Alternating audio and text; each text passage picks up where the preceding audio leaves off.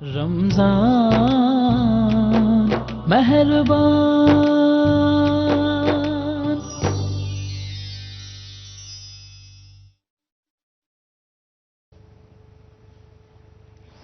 السلام علیکم ورحمۃ اللہ وبرکاتہ۔ ربی اشرح لی صدری ویسر لی امری واحلل عقدۃ من لسانی یفقہوا قولی۔ الحمدللہ الصلاۃ والسلام علی رسول اللہ وعلی آلہ وصحبہ ومن والا۔ رمضان کی خصوصی نشریات رمضان مہربان میں آپ کو خوش آمدید۔ رمضان کا مہینہ تیزی سے اپنے اختتام کی طرف جا رہا ہے اور ہمارا آج کا پہلا سیگمنٹ الف اسلام، جس میں بچوں کی دینی تربیت کی جاتی ہے، بچے ہمارے ساتھ موجود ہوتے ہیں، پیرزا احمد ہاشمی صاحب موجود ہوتے ہیں، اس سیگمنٹ کی طرف بھی بڑھیں گے۔ لیکن اس سے پہلے آج میں موضوع بتانا چاہوں گا۔ جو دعا میں نے آج شروع میں پڑھی، ویسے میں پڑھتا ہوں لیکن آج پرپزلی میں نے پڑھی، اور اس کی وجہ یہی تھی کہ آج ہم حضرت موسیٰ علیہ السلام کے حوالے سے گفتگو کریں گے، اور یہ دعا بھی حضرت موسیٰ علیہ السلام سے ریلیٹڈ ہے۔ اور انہوں نے کب پڑھی یہ دعا؟ حضرت موسیٰ علیہ السلام پر کون سی آسمانی کتاب نازل ہوئی؟ حضرت موسیٰ علیہ السلام نے نبوت کا اعلان کب کیا؟ اور اس کے بعد حضرت موسیٰ علیہ السلام کا بچپن کیسا گزرا، اور ان کو کلیم اللہ کیوں کہا جاتا ہے؟ قرآن میں کتنی بار ان کا ذکر ہے؟ یہ تمام سوالوں کے جواب آج ہم الف اسلام سیگمنٹ میں لیں گے۔ ڈاکٹر پیرزا احمد ہاشمی صاحب میرے ساتھ تشریف رکھتے ہیں۔ پیر صاحب السلام علیکم۔ بچے بھی میرے ساتھ موجود ہیں، بچوں کا تعارف بھی آپ کو کروا دیتا ہوں۔ ملائکہ نور ہمارے ساتھ تشریف رکھتے ہیں۔ ملائکہ السلام علیکم۔ کیسی ہیں آپ؟ میں ٹھیک ہوں۔ ایان حفیظ ہمارے ساتھ بیٹھے ہوئے ہیں۔ ایان کیسے ہیں آپ؟ میں بالکل ٹھیک ہوں۔ ٹھیک ٹھاک ہیں؟ ہاں جی۔ اچھا، آپ کون سے اسکول سے؟ میں دی لاہور لائسنس۔ لاہور لائسنس سے۔ اور بیٹا آپ؟ میں ڈویژن ورلڈ کالج۔ ٹھیک ہے، ڈی ایم سی سے۔ چلیں، بچے بھی ہمارے ساتھ تشریف رکھتے ہیں۔ حضرت موسیٰ کے حوالے سے آج ہم گفتگو کریں گے بچوں، تو ڈاکٹر پیرزا احمد ہاشمی صاحب سے گفتگو کرتے ہیں، گفتگو کی شروعات کرتے ہیں۔ ڈاکٹر صاحب بتائیے گا، بچپن کیسا رہا، آپ کی پیدائش کیسے ہوئی اور اپنی ماں سے کیسے جدا ہوئے، اس پر تھوڑی روشنی ڈالیے گا۔ بسم اللہ الرحمن الرحیم۔ آج ہم جن نبی اور رسول کے بارے میں بات کرنے جا رہے ہیں اور اپنے بچوں کو بتانے جا رہے ہیں، قرآن پاک میں سب سے زیادہ جن کا ذکر کیا گیا ہے وہ حضرت موسیٰ علیہ السلام ہیں۔ مختلف صورتوں کے اندر ان کے قصے اور ان کے تذکار موجود ہیں، اور سورہ قصص میں تو ابتدا سے لے کر ہی اسی قصہ کو ہی بیان کیا گیا ہے جو فرعون اور حضرت موسیٰ علیہ السلام کا پورا واقعہ ہے۔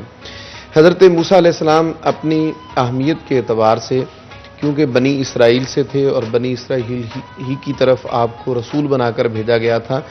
آپ کے والد کا نام عمران تھا، جو کہ 3 سے 4 پشتوں کے بعد جا کر حضرت یعقوب علیہ السلام سے جن کا نسب مل جاتا تھا، حضرت یعقوب علیہ السلام کی اولاد سے، اور پھر آپ کے ایک بھائی جن کا قرآن پاک کے اندر ذکر ملتا ہے وہ حضرت ہارون علیہ السلام ہے۔ تو آپ کی جو زندگی ہے قرآن پاک نے بڑی ڈیٹیل کے ساتھ اس کا تذکرہ کیا ہے، یہاں تک کہ فرعون کا خواب دیکھنا اور پھر اس کی خواب کی تعبیر کے بعد جو بنی اسرائیل ہیں ان بنی اسرائیل کے مردوں کو قتل کر دینا، عورتوں کو چھوڑ دینا، قرآن پاک نے اس سب کا تذکرہ فرمایا۔ اللہ تعالیٰ کی ذات بڑی بے نیاز ہے۔ اگر ہم سورہ قصص کو آغاز سے پڑھیں تو وہاں پہ الفاظ ملتے ہیں جن کا مفہوم یہ ہے کہ اللہ تعالیٰ چاہ رہا تھا وہ جو مظلوم اور مقہور ہیں ان کو اللہ تعالیٰ ایک ایسا حکمران عطا فرما دے، ایسا نگہبان عطا فرما دے جو ان کو اس مظلومیت سے نکالے۔ ابھی حضرت موسیٰ علیہ السلام کی ولادت ہوئی نہیں ہے، لیکن اس سے پہلے اس کا اظہار ہو رہا ہے۔ کائنات کو بتایا جا رہا ہے کہ نبی جب دنیا میں تشریف لاتا ہے تو اس کے آنے سے مظلوموں کو ان کے دکھوں کا مداوع ہوتا ہے اور ان کی پریشانیوں کا حل نکلتا ہے، ان کی مشکلات آسان ہوتی ہیں۔ وہ بہت سارے پروسیس سے گزرتا ہے، خود نبی بھی آزمائشوں سے گزرتا ہے۔ بلکہ بڑی سادہ سی بات دیکھیے کہ اللہ تعالیٰ نے حضرت موسیٰ علیہ السلام کی جب ولادت ہوئی تو ان کی والدہ بہت زیادہ پریشان تھی۔ پریشانی کا عالم یہ تھا کہ جیسے ہی قبطیوں کو پتہ چلتا، فرعونیوں کو پتہ چلتا کہ بنی اسرائیل کے فلاں گھر کے اندر بیٹا ہوا ہے تو وہ جاتے اور ان کو قتل کر ڈالتے۔ تو حضرت موسیٰ علیہ السلام کی والدہ سے رب تعالیٰ نے فرمایا تمہیں فکر کرنے کی ضرورت نہیں ہے، اگر تمہیں پریشانی محسوس ہو تو پھر تم نے اس کو پانی کے سپرد کر دینا ہے ایک باکس میں بند کر کے۔ تو ویسے ہی انہوں نے کیا کہ اور آپ کی جو ہمشیرہ تھیں ان کو حکم دیا کہ آپ چھپ کے دیکھتے رہو، یہ جو دریا میں باکس ڈالا ہے جس میں حضرت موسیٰ علیہ السلام ہے، بڑے ننھے سے بالکل چھوٹی عمر میں، تو یہ باکس کدھر جا رہا ہے؟ تو وہ جو دریا کا ایک حصہ تھا وہ فرعون کے محل کے اندر سے گزرتا تھا، اور وہاں حضرت آسیہ جو فرعون کی بیوی ہیں، انہوں نے جب اس باکس کو دیکھا تو دیکھا اس کے اندر ایک چھوٹا سا بچہ موجود ہے اور بڑا ہی حسین و جمیل ہے۔ میں ایک بات بچوں کو بتا دوں، آپ صلی اللہ تعالیٰ علیہ وسلم نے فرمایا کہ اللہ تعالیٰ نے ہر نبی کو بہت سارے اوصاف جو باقی دیے ہیں، ان میں سے 2 صفتیں ایسی ہیں جو ہر نبی کو عطا فرمائی۔ ایک، ہر نبی کی آواز بہت خوبصورت تھی، اور دوسرا، ہر نبی کا چہرہ بہت خوبصورت تھا، یعنی انتہائی حسین و جمیل برگزیدہ انبیاء کرام بنائے گئے جو اپنے حسن و جمال کے اعتبار سے بے مثل اور بے مثال تھے۔ اور حضرت موسیٰ علیہ السلام آپ بھی حسین و جمیل تھے، جیسے ہی دیکھا تو وہ دل فریفتہ ہوئی کہ اتنا خوبصورت بچہ۔ حالانکہ حامان، قرآن پاک میں حامان اور فرعون دونوں کا ذکر موجود ہے، ان دونوں نے کہا کہ اس بچے کو رکھنے کی ضرورت نہیں ہے، لیکن حضرت آسیہ نے کہا کہ اس بچے کو رکھیں، ہمارے پاس بیٹا نہیں ہے، تو اگر یہ صالح نکلا تو ہم اس کو اپنا بیٹا ہی بنا لیں گے اور اپنے پاس ہی رکھیں گے۔ اور انہوں نے پھر اپنے پاس وہیں پہ رکھا بھی اور پرورش بھی پائی۔ اور پھر ہوا یہ کہ اللہ تعالیٰ نے ان کی ماں سے وعدہ کر رکھا تھا کہ یہ واپس آپ ہی کے پاس پلٹے گا۔ تو حضرت موسیٰ علیہ السلام بھوک کی شدت بتقاضۂ بشریت، ایک بچہ جس طرح روتا ہے تو وہ رونے لگے، تو ان کے لیے دودھ پلانے کے لیے دائیا کا اہتمام جب کیا جانے لگا، تو جب آپ کی والدہ محترمہ آئیں تو انہوں نے اپنی والدہ محترمہ ہی کا شیر پیا، تو بطور نگہبانی آپ ہی کی ماں کو حضرت موسیٰ علیہ السلام واپس پلٹائے کہ آپ اس کو اپنے پاس رکھیے اور اس کو آپ شیر پلائیے۔ اور ماشاءاللہ بڑی خوبصورت طریقے سے آپ نے اس کو، ان کے بچپن کو، ان کی پیدائش کو جو ہے الیبریٹ کیا۔ میں امید کرتا ہوں ہمارے بچوں کو بھی سمجھ آیا۔ بچوں سمجھ آیا پیر صاحب، اور کیسے وہ فرعون کے کیسل میں چلے گئے، اس کے محل میں چلے گئے، یہ سارا آپ کو بتایا، پتہ لگا۔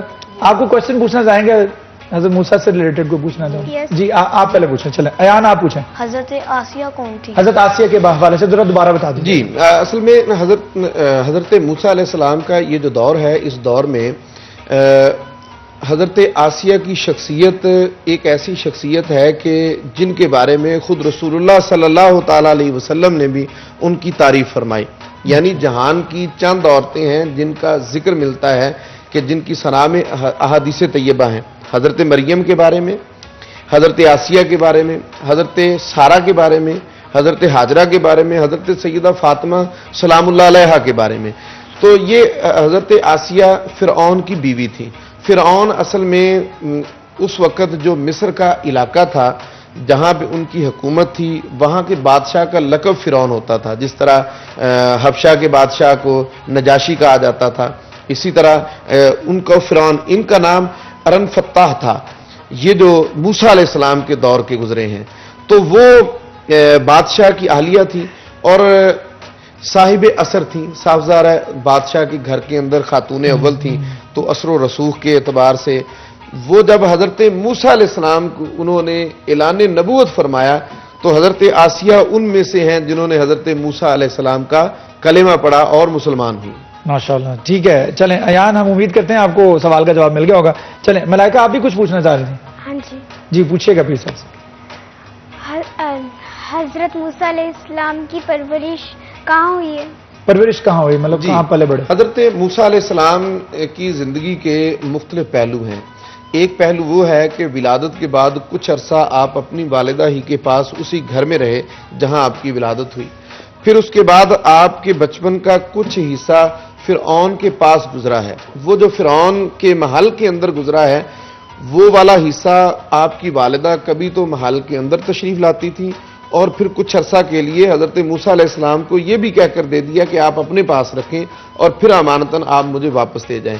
حضرت موسیٰ علیہ السلام کا بچپن اپنی والدہ، اپنی ہمشیرہ کے ساتھ کچھ حصہ عرصہ جو ہے وہ فرعون کے دربار میں گزرا ہے، کچھ ان کا اپنے گھر میں گزرا ہے۔ آپ بڑے اسی دربار کے اندر ہی ہوئے ہیں، محل کے اندر ہی ہوئے ہیں بڑے، اور اللہ تعالیٰ کا دیکھیے کہ اللہ تعالیٰ نے کتنی عظمت عطا فرمائی ہے۔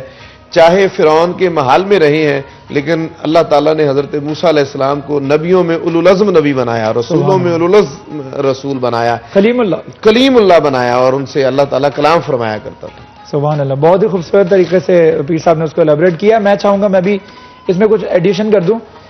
ملائکہ جب وہ حضرت موسیٰ علیہ السلام اللہ تعالیٰ سے بات کی انہوں نے، جس کے بعد ان کو لقب ملا کلیم اللہ کا، اور اس کے بعد جب واپس آئے تو اللہ تعالیٰ نے فرمایا کہ تم جا کر کے فرعون سے بات کرو اور اس کو پیغام دو. تو حضرت موسیٰ علیہ السلام جب جا کر کے فرعون کے پاس گئے اور ان کو پیغام بھی دیا. اس میں آپ دونوں کی بات کا جو جواب ہے وہ بھی شامل ہے.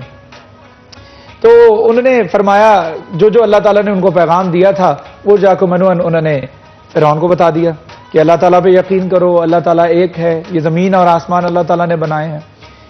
تو فرعون نے اس کو بدتمیزی کنسیڈر کیا اور اس نے کہا تم میرے سامنے بات کرو گے؟ الم نربی کا فینا ولیدہ، کیا ہم نے تمہاری پرورش نہیں کی اس گھر میں؟ وَلَبِسْنَا فِينَا مِنْ عُمْرِكَ سَنِينَ، تم نے ہم نے عمر کے بہت سارے سال اس گھر کے اندر گزارے ہیں، اس محل میں گزارے ہیں. اور یہ اس بات کی دلیل بھی ہے کہ انہوں نے کافی عرصہ جو ہے وہ فرعون کے کیسل کے اندر، جیسے حفیظ صاحب بتا رہے تھے کہ محل میں گزارا. پھر اس کے بعد مدین چلے گئے. میں چاہوں گا مدین کا سفر اور مدین کس طرح پہنچے، وہاں پر وہ بکریاں چرانے والی 2 خواتین کے ساتھ ملاقات ہوئی، جس کے بعد ادھر ان کی شادی بھی ہوئی ہے. میں چاہ رہا ہوں اس کو بھی ذرا تھوڑا سا بریف کر دیجیے گا بریک سے پہلے. اچھا، ہم ان کو بچوں کو بتاتے ہیں کہ حضرت موسیٰ علیہ السلام نے ہجرت کی ہے، مائیگریٹ کیا ہے. جی. ہوا یہ تھا کہ وہاں ایک قبطی اور بنی اسرائیل کے فرد آپس میں دونوں جھگڑ رہے تھے. تو ان کے جھگڑے کے سبب سے آپ نے ایک تھپڑ رسید کیا تو قبطی وہ بیچارہ مر گیا اسی وقت. جب وہ مرا تو قوت والے تھے آپ؟ قوت والے تھے، نبی کا ہاتھ تھا، تو آپ نے زور سے چانٹا لگایا تو وہ بیچارہ سپرد ہوا. تو اگلے دن دیکھا کہ وہ بنی اسرائیل کا وہ شخص پھر لڑ رہا ہے. جب وہ لڑ رہا تو آپ نے اس سے کہا کہ یہ تو درست طریقہ نہیں ہے کہ تم فتنہ و فساد برپا کرنے لگو. تو اس نے شور ڈالا، انہوں نے کہا کہ موسیٰ تم نے کل بھی ایک بندے کو مارا ہے، آج بھی وہی کرو گے؟ آج بھی وہی کرو گے. تو جب وہ شور ہوا تو فرعون نے کہا کہ پتہ کیجئے کہ کہاں ہے موسیٰ. تو حضرت موسیٰ علیہ السلام اس وقت وہاں اس علاقے سے نکل کر مدین کی طرف گئے. قرآن پاک نے اس واقعے کو اس طرح سے بڑے سادہ سے لفظوں میں بیان کیا کہ جب آپ ایک کنویں کے پاس پہنچے تو 2 شرم و حیا والی عورتیں موجود تھیں.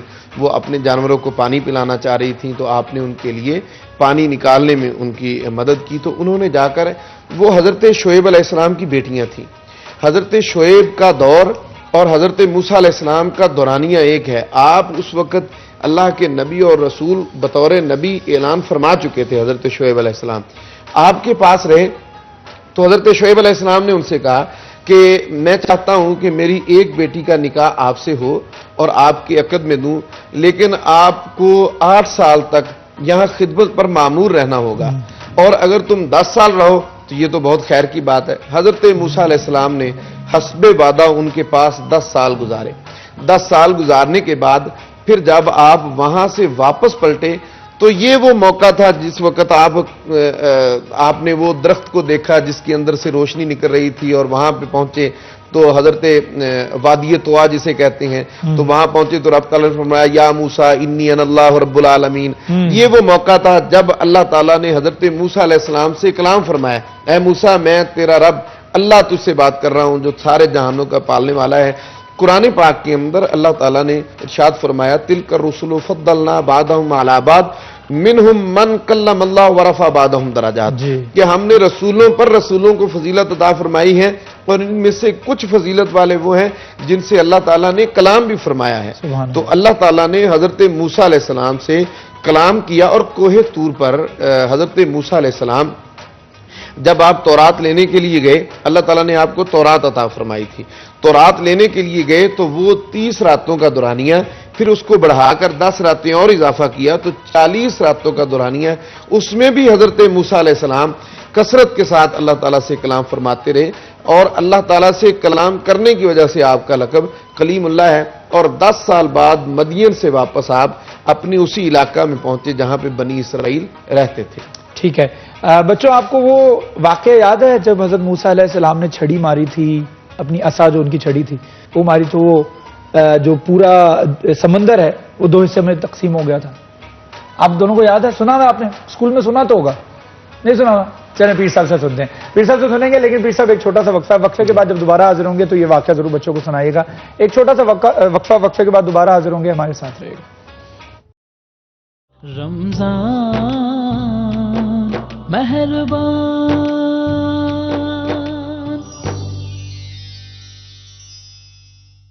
Welcome back. ہمارا الف اسلام سیگمنٹ جاری ہے. ڈاکٹر پیر ضیاء احمد ہاشمی صاحب ہمارے ساتھ تشریف رکھتے ہیں. پیارے پیارے بچے بھی موجود ہیں, ملائکہ اور ایان تشریف رکھتے ہیں. گفتگو چل رہی تھی حضرت موسیٰ علیہ السلام کے حوالے سے, ان کی نبوت کے اعلان کے حوالے سے, ان کے بچپن کے حوالے سے, وہ مدین جانے کا رستہ ہو, سفر ہو, یا پھر فرعون کے جو کیسل میں یعنی ان کے محل میں, اس کے محل میں جو زندگی گزارنے کا ٹائم پیریڈ ہے اس کے حوالے سے گفتگو کی جا رہی تھی. تو بریک پہ جانے سے پہلے ہم بات کر رہے تھے کہ کس طریقے سے حضرت موسیٰ علیہ السلام نے اپنی عصا جو ہے انہوں نے وہ سمندر کے درمیان میں ماری اور سمندر جو ہے 2 حصوں میں تقسیم ہو گیا. یہ ان کے معجزوں میں سے ایک معجزہ تھا. تو اس پر گفتگو کرتے ہیں, کیری آن کرتے ہیں گفتگو. پیر ضیاء احمد ہاشمی صاحب بچوں کو ذرا یہ واقعہ بتا دیجیے گا, یہ کیوں درپیش آیا اور اس کی کیا ضرورت پڑی, اور یہ معجزہ جو ہے اللہ تعالیٰ نے کس طریقے سے عطا کیا حضرت موسیٰ علیہ السلام کو. جی, میں بچوں کو بڑی انٹرسٹنگ بات بتاتا ہوں کہ حضرت موسیٰ علیہ السلام کا جو عصا ہے یہ جنتی عصا تھا, جو حضرت آدم علیہ السلام اپنے ساتھ لائے تھے. تو وہ ان کی نسل میں چلتے ہوئے حضرت شعیب علیہ السلام کے پاس آیا. حضرت شعیب علیہ السلام نے آپ کو وہ عطا فرمایا تھا. قرآن پاک نے آپ کی 2 معجزات کا ذکر فرمایا کہ, اور وہاں جب ان معجزات کا ذکر ہے تو وہاں حضرت موسیٰ علیہ السلام کی تسلی اور تشفی کے لیے رب نے فرمایا یہ تمہارے ہاتھ میں جو عصا ہے نا وہ 10 ہاتھ لمبا تھا, یعنی آپ کے قد کے برابر تھا. تو اس عصا کو آپ کے پاس بطور معجزہ رکھا ہوا تھا. ایک آپ کے پاس وہ عصا تھا, اور دوسرا آپ جب اپنے گریبان کے اندر اپنا ہاتھ ڈالتے اور اس ہاتھ کو جب باہر نکالتے تو وہ سورج کی طرح چمکنے لگتا تھا. یہ 2 معجزات ایسے تھے جو دے کر اللہ تعالیٰ نے فرمایا کہ اب تم فرعون کے پاس جاؤ.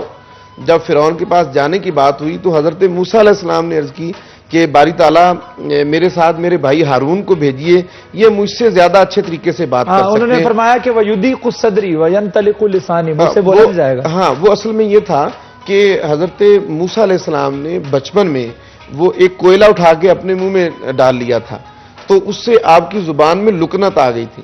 تو وہ جو لکنت تھی اس کی وجہ سے آپ نے حضرت ہارون علیہ السلام کا کہا کہ میرے ساتھ بھیجیے, اور دعا یہ مانگ رہے تھے رب اشرح لی صدری ویسر لی امری واحلل عقدۃ من لسانی یفقہوا قولی. تو اس دعا کے اندر تو بہت سارے پہلو ہیں جو ڈسکس ہو سکتے ہیں, لیکن ہم یہاں سے پھر وہ دربار پہ گئے ہیں.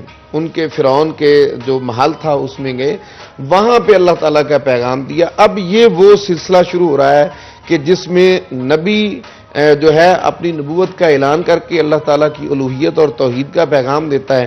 اب وہاں پہ جو شدت اختیار ہوئی, بنی اسرائیل والوں نے حضرت موسیٰ علیہ السلام کا کلمہ پڑھ لیا. جب کلمہ پڑھا تو وہ کیونکہ فرعون کے ماتحت تھے, فرعون خود ربوبیت کا دعویٰ کرتا تھا, تو حضرت عیسیٰ علیہ السلام حضرت موسیٰ علیہ السلام بنی اسرائیل کو لے کر جب دریا کو پار کرنے لگے تو پیچھے فوج آ گئی, فرعون بھی آ گیا, حامان بھی, ان کی پوری فوج بھی. اب سامنے پانی ہے, دریا موجود ہے, پیچھے لشکر موجود ہے. حضرت موسیٰ علیہ السلام کو حکم ہوا کہ آپ اپنا عصا اس پانی پہ ماریں. جب پانی پہ مارا تو اس میں 12 راستے بن گئے. وہ 12 راستے بھی اس طرح تھے, اگر میں اس کو ایکسپلین کر سکوں, کہ جس طرح شیشے کے روشن دان نہیں ہوتے کہ ادھر والا قبیلہ گزر رہا ہے تو ان کو ادھر والے نظر آ رہے ہیں اور ادھر والوں کو ساتھ والے نظر آ رہے ہیں, یعنی سارے لوگ گزر رہے ہیں. جب بنی اسرائیل کے سارے افراد گزر گئے تو اب جو فرعون تھا اس نے بھی اپنے لشکر کو حکم دیا کہ تم بھی چلو اسی راستے سے گزرتے ہیں. جب سارے کا سارا اس کا لشکر دریا میں آیا تو اللہ تعالیٰ نے پانی کو حکم دیا کہ میرے حکم سے تم چل جاؤ.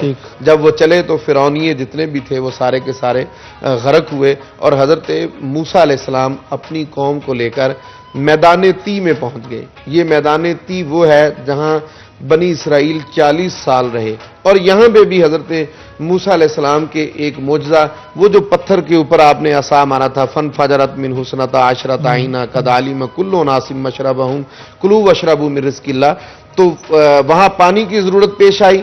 تو انہوں نے حضرت موسیٰ علیہ السلام سے کہا کہ یہاں میدان تی کے اندر تو پانی کا بہت مسئلہ ہے. تو آپ نے عصا مارا اور اس میں سے 12 چشمے جاری ہوئے اور فرمایا کہ وہ اس طرح سے جاری ہوئے کہ ہر قبیلے کو پتا تھا کہ ہمارا کس کا کون مشرق، سا ہاں میرا حصہ یہ ہے، یہاں ٹھیک سے ہے۔ ہم نے پانی پینا ہے۔ ٹھیک ہے پیر صاحب، بہت شکریہ ہمیں جوائن کرنے کے لیے۔ بچوں کو آپ نے حضرت موسیٰ علیہ السلام کے حوالے سے بڑی انٹرسٹنگ ساری معلومات دی، اور ہم امید کرتے ہیں کہ ہمارے بچوں نے بھی بہت کچھ سیکھا ہوگا۔ کیوں ایان؟ سیکھا ہے؟ ٹھیک ہے۔ ملائکہ آپ نے پکا؟ چلیں ٹھیک ہے۔ اس کے ساتھ ساتھ اپنے دوسرے سیگمنٹ کی طرف چلتے ہیں، لیکن ایک دوسرے سیگمنٹ سے پہلے چھوٹا سا وقفہ ہے۔ وقفے سے پہلے ڈاکٹر پیر زیاد احمد ہاشمی صاحب، آپ کا بہت شکریہ ہمیں جوائن کرنے کا، بچوں کا آپ کا بہت شکریہ، تھینک یو سو مچ۔ ایک چھوٹا سا وقفہ، وقفے کے بعد اگلے سیگمنٹ میں ملاقات ہوگی، ہمارے ساتھ رہے گا۔ رمضان مہربان،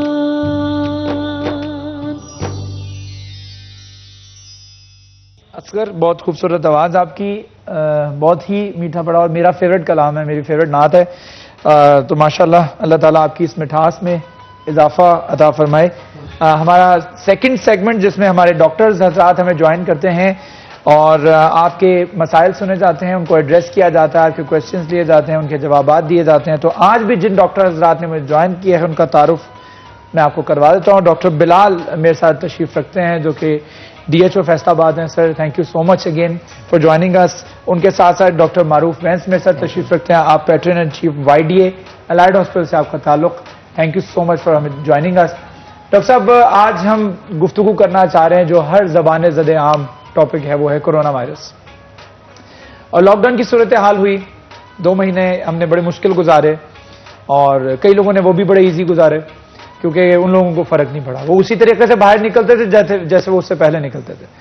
لیکن بہرحال ہمارے کاروبار متاثر ہوا، ہماری اکانومی ڈسٹرب ہوئی، ہمارا ہیلتھ سیکٹر بہت زیادہ ڈسٹرب ہوا، ہمارے ہیلتھ سیکٹر میں بہت ساری تبدیلیاں آئی، ہاسپٹلز میں بہت ساری تبدیلیاں آئیں، لوگ ہاسپٹلز کا رخ نہیں کر سکتے تھے۔ تو یہ تمام تبدیلیوں کا مقصد گفتگو کرنے کا یہی تھا کہ اب چونکہ لاک ڈاؤن میں تھوڑی سی نرمی کر دی گئی ہے، اور تھوڑی سی نرمی کا نقصان یہ ہوا ہے کہ آپ باہر جا کر کے دیکھیں، ابھی تو ایسے رش ہے جیسے پتہ نہیں قیامت برپا ہونے لگی ہے کچھ دن میں۔ تو یہ لوگوں کو سمجھانا، ایجوکیٹ کرنا بہت ضروری ہے کہ لاک ڈاؤن لفٹ کیا گیا ہے، کرونا کو لفٹ نہیں کیا گیا۔ اس پر میں چاہتا ہوں کہ آپ لوگوں کی تھوڑی سی، ہمارے ویورز جو ہمیں دیکھ رہے ہیں خاص طور پہ، ان کو ذرا تھوڑا سا ان کی تربیت کر دیجیے گا۔ بالکل جی، بہت شکریہ بٹ صاحب۔ اصل میں لوگ شاید یہ سوچ رہے ہیں کہ لاک ڈاؤن ختم ہو گیا تو کرونا بھی ختم ہو گیا، لیکن ایسی چیز نہیں ہے۔ بیسیکلی ہم ایک غریب ملک کے لوگ ہیں، ہماری اکانومی جو ہے وہ 10-15 دنوں سے زیادہ نہیں چل سکتی اگر ہم کام چھوڑ کے بیٹھ جائیں۔ تو گورنمنٹ نے یہ جو سٹیپ لیا ہے آہستہ آہستہ سٹیپ بائی سٹیپ چیزوں کو اوپن کرنے کا، اس کی بیسک وجہ یہ تھی کہ ہمارا جو بہت زیادہ مڈل کلاس طبقہ اور جو ہمارا مزدور طبقہ ہے، جو ڈیلی ویجز پہ چل رہے ہیں یا منتھلی سیلریز پہ جو چل رہے ہیں لوگ، ان کے لیے پرابلم بنتی جا رہی تھی کہ لاک ڈاؤن کو اگر ایکسٹینڈ کیا جائے تو وہ کھانے پینے سے نہ مر جائیں کرونا کی وجہ سے۔ تو وہ اس میں گورنمنٹ نے مختلف سٹیپس لیے، لیکن ہر چیز کے لیے ایک ایس او پی ڈیفائن کیے کہ اگر آپ نے کوئی فیکٹری کھولنی ہے اور اس کے اندر آپ نے مزدوروں کو بلانا ہے تو مزدور یہ کام کریں گے، اتنے فاصلے پہ رہیں گے، ماسک استعمال کریں گے، گلاوز پہنیں گے، سینیٹائز کریں گے یا صابن اور اس سے ہاتھ دھوئیں گے، اس کے بعد وہ آئے جائیں گے، اور جو ایک شفٹ آپ اگر 100 بندے کی چلا رہے ہیں تو اس کو آپ شرنک کر کے 50 پہ لے جائیں، شفٹوں کی تعداد بڑھا لیں۔ پھر جو اگر ٹریول کرنا ہے ان لوگوں نے بسوں کے اندر، تو بسوں کے اندر اگر 100 کی کیپیسٹی ہے ایک بس میں تو اس میں ایک سیٹ خالی چھوڑیں۔ مطلب ہر طبقے سے ریلیٹڈ جو تھے وہ ایس او پیز جو تھے وہ دیے گئے اس میں۔ اب آپ نے مارکیٹس کھولنی ہیں، چھوٹی دکانیں ہیں کریانے کی یا گلی محلے کی کھانے پینے کی، ان کو بند نہیں کیا، بالکل لاک ڈاؤن میں بھی بند نہیں کیا تھا گورنمنٹ نے۔ صرف وجہ یہ تھی کہ لوگوں کو ان کی ضروریات کی چیزیں ان کے گھر کی دہلیز کے نزدیک ترین جو ہیں وہ مل سکیں، اور اس لیے اب چونکہ لاک ڈاؤن ختم ہوا ہے، اب ہمارے بہت ساری چیزیں ایسی ہیں جو ہماری نیسیسٹیز میں نہیں آتی، لگژریز میں بھی آ جاتی ہیں۔ مثلا اس میں جوتوں کی دکانیں ہیں یا کپڑے کی دکانیں ہیں، وہ ایسی ہیں کہ جو ہم اگر 2 سوٹوں سے بھی گزارا کر سکتے ہیں تو اس میں گزارا ہو جاتا ہے اگر کرنا چاہیں، اگر نہ کرنا چاہیں تو 10 سوٹوں سے بھی گزارا نہیں ہوتا ہمارا۔ اسی طرح ایک جوتا یا 2 جوتے کے جوڑے جو ہیں وہ 1 سال بھی چل سکتے ہیں، اور اگر نہ چلانا چاہیں ہم تو ہر مہینے ہم ایک نئے فیشن کا نیا جوتا پہن سکتے ہیں۔ وہ اس طرح کی چیزیں تھیں کہ جن کو گورنمنٹ نے ابھی تک روکا ہوا تھا کہ وہاں پہ جو ہے وہ رش کا جو ہے وہ ماحول نہ بنے۔ اب دیکھیں کہ جب تک یہ اسٹرکٹ لاک ڈاؤن چلتا رہا اس وقت تک ہمارے جو پیشنٹس تھے ان کی تعداد جو تھی وہ ایک بالکل دبی اور ایک بالکل لمیٹڈ تھی، جو کہ مطلب 100 تک ہم نے پچھلے تقریباً 2-3 مہینوں میں صرف 100 کو ٹچ کیا تھا، اور پچھلے ایک ہفتے میں تقریباً 10 سے 12 دنوں کے اندر ہم نے 300 کو ٹچ کر لیا ہے لوکلی مریضوں کو. وہ صرف اس وجہ سے کہ لوگوں نے اس میں احتیاط کرنی چھوڑ دی ہے. ہمارے جو ہاسپٹل ہیں ان کے اندر 22 کیجویلٹیز ہو چکی ہیں کرونا کی وجہ سے. جو ہمارا اسپیسیفک جو کرونا کا ہاسپٹل ہے غلام محمد آباد جہاں پہ ہم جا رہے ہیں، جہاں پہ مریضوں کو ہم رکھ رہے ہیں، لاسٹ ٹائم جب آپ آئے تھے تو 10 ہوئی تھی. وہی میں بتا رہا ہوں کہ کیجویلٹیز کی تعداد بھی بڑھنی شروع ہو گئی ہے. اب چونکہ ٹیسٹ کی کیپیسٹی بڑھ گئی ہے، بہت ساری لیبز جو ہیں وہ گورنمنٹ کے ساتھ اٹیچ ہو گئی ہیں کہ جب بھی ان میں آپ رزلٹ کرواتے ہیں تو وہ اپنا جو بھی رزلٹ ہے وہ گورنمنٹ کے ڈیش بورڈ پہ شیئر کرتے ہیں، جس سے جو سرکاری ادارے ہیں ان کو پتہ چلتا ہے کہ یہ فلاں بندے کا ٹیسٹ ہوا اور اس کا رزلٹ پازیٹیو یا نیگیٹو آیا، اس کو ہم نے کوارنٹائن کرنا ہے، آئسولیٹ کرنا ہے، اس کے گھر والوں کے سیمپل لینے، وہ ساری انفارمیشن شیئر ہونی شروع ہو گئی ہے. تو نمبر آف پیشنٹس جو ہیں بڑھنے شروع ہو گئے ہیں، لیب میں سے جو ریزلٹس آ رہے ہیں وہ بھی بڑھنے شروع ہو گئے ہیں. اب جس طرح کے حالات جا رہے ہیں یہ بیسیکلی اگر ہم پوری دنیا کو بھی دیکھیں تو کرونا ختم ہونے والی چیز نہیں ہے کہ یہ 2 مہینے 4 مہینے بعد ختم ہو جائے گا. We have to live with it. ہمیں کرونا کے ساتھ رہنا ہے. اب ہمیں اپنے لائف کو اس انداز میں ماڈیفائی کرنا ہے. کہا جا سکتا ہے کہ قدرت نے آپ کو ایک موقع دیا ہے اپنی لائف سٹائل کو تبدیل کرنے. جو ہم راتوں کو جاگتے تھے، رات بھر مارکیٹس کھلی رہتی تھی، جو ہم شادی ہالوں میں بڑی بڑی گیدرنگ کرواتے تھے اور بڑی بڑی شادیاں کرواتے تھے اور بڑے بڑے فنکشنز کرتے تھے، اور یہ ہماری قدرت نے ہمیں ایک آٹومیٹکلی ایک سمجھ لے جسے پنجابی میں کہا جاتا ہے ڈنڈے سوٹے کے ساتھ جو ہے صحیح ہمیں درست کرنے کے اور ٹریک پہ لانے کے لیے جو ایک موقع دیا، جس کو ہمیں اپرچونٹی کو اویل کرنا چاہیے. بالکل. مطلب اب اگر ہم یہ سمجھتے ہیں کہ جی مہینے بعد یا موسم گرم ہوگا یا بارشیں پڑیں گی یہ ختم ہو جائے گا، یہ نہیں ختم ہوگا. ابھی یہ چلے گا، ابھی 1-2 سال چلے گا. ہمیں اس کے ساتھ رہنا ہے اور ہمیں اپنی لائف کو اس حساب سے ماڈیفائی کرنا ہے. ٹھیک ہے، لائف کو تبدیل کرنے کی بہت ضرورت ہے، اور اللہ تعالیٰ نے ہمیں یہ موقع دیا ہے کہ جس میں ہم اپنی زندگی کا پیٹرن جو ہے وہ تھوڑا سا چینج کر سکتے ہیں. معروف مین ڈاکٹر میر صاحب موجود ہیں، ان سے گفتگو کرتے ہیں. ڈاکٹر صاحب کچھ 2 دن سے نا ایک ویڈیو وائرل ہوئی ہے. جی یوٹیوب پہ بھی ہے، وہ آپ کو فیس بک پہ بھی مل جائے گی، وہ آپ کو ہر جگہ مل جائے گی، سوشل میڈیا پہ آپ کو کچھ آپ کے دوست بھیج بھی رہے ہوں گے. فیصل آباد انارکلی کی ویڈیو میں آئی وش کہ میں وہ ویڈیو آپ کو دکھا سکتا ہوں ہمارے ناظرین کو. اس ویڈیو میں اتنا رش ہے خواتین کا انارکلی بازار کے اندر، اور کسی ایک خاتون نے بھی جو ہے وہ ماسک نہیں پہنا ہوا. اٹ از جسٹ لائک کہ ایسا ان کو یہی لگ رہا ہے جیسے ہم گفتگو کی شروعات میں بات کر رہے تھے کہ کورونا وائرس ختم ہو گیا.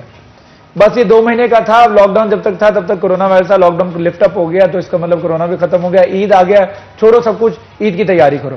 اور یہ وہی لوگ ہیں جو للکار رہے تھے جی غریب ہیں، مر جائیں گے، لٹ جائیں گے. 2 مہینے کا لاک ڈاؤن ہو گیا. 2 مہینے کے لاک ڈاؤن کے بعد شاپنگ دیکھیں.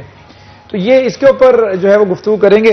ڈاکٹر معروف بین سے بھی گفتگو کریں گے، بات کرتے ہیں، کنٹینیو کرتے ہیں. لیکن ایک کالر ہمارے ساتھ موجود ہے. السلام علیکم جی، کون بات کر رہے ہیں، کہاں سے؟ وعلیکم السلام، سلیم بول رہا ہوں جی، میں بٹ صاحب عبداللہ پور سے. جی سلیم صاحب، کیا بات کرنا چاہیں گے ڈاکٹر صاحب سے آپ؟ ڈاکٹر صاحب سے پوچھنا ہے کہ ہمارا ایک کزن ہے وہ دبئی سے آیا تھا.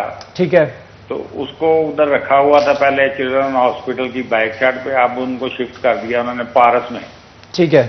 تو 17 دن ہو گئے، نہ تو اس کو کوئی میڈیسن مل رہی ادھر سے، نہ کوئی بتا رہے ہیں کہ آپ کا ٹیسٹ نیگیٹو آیا یا پازیٹیو آیا.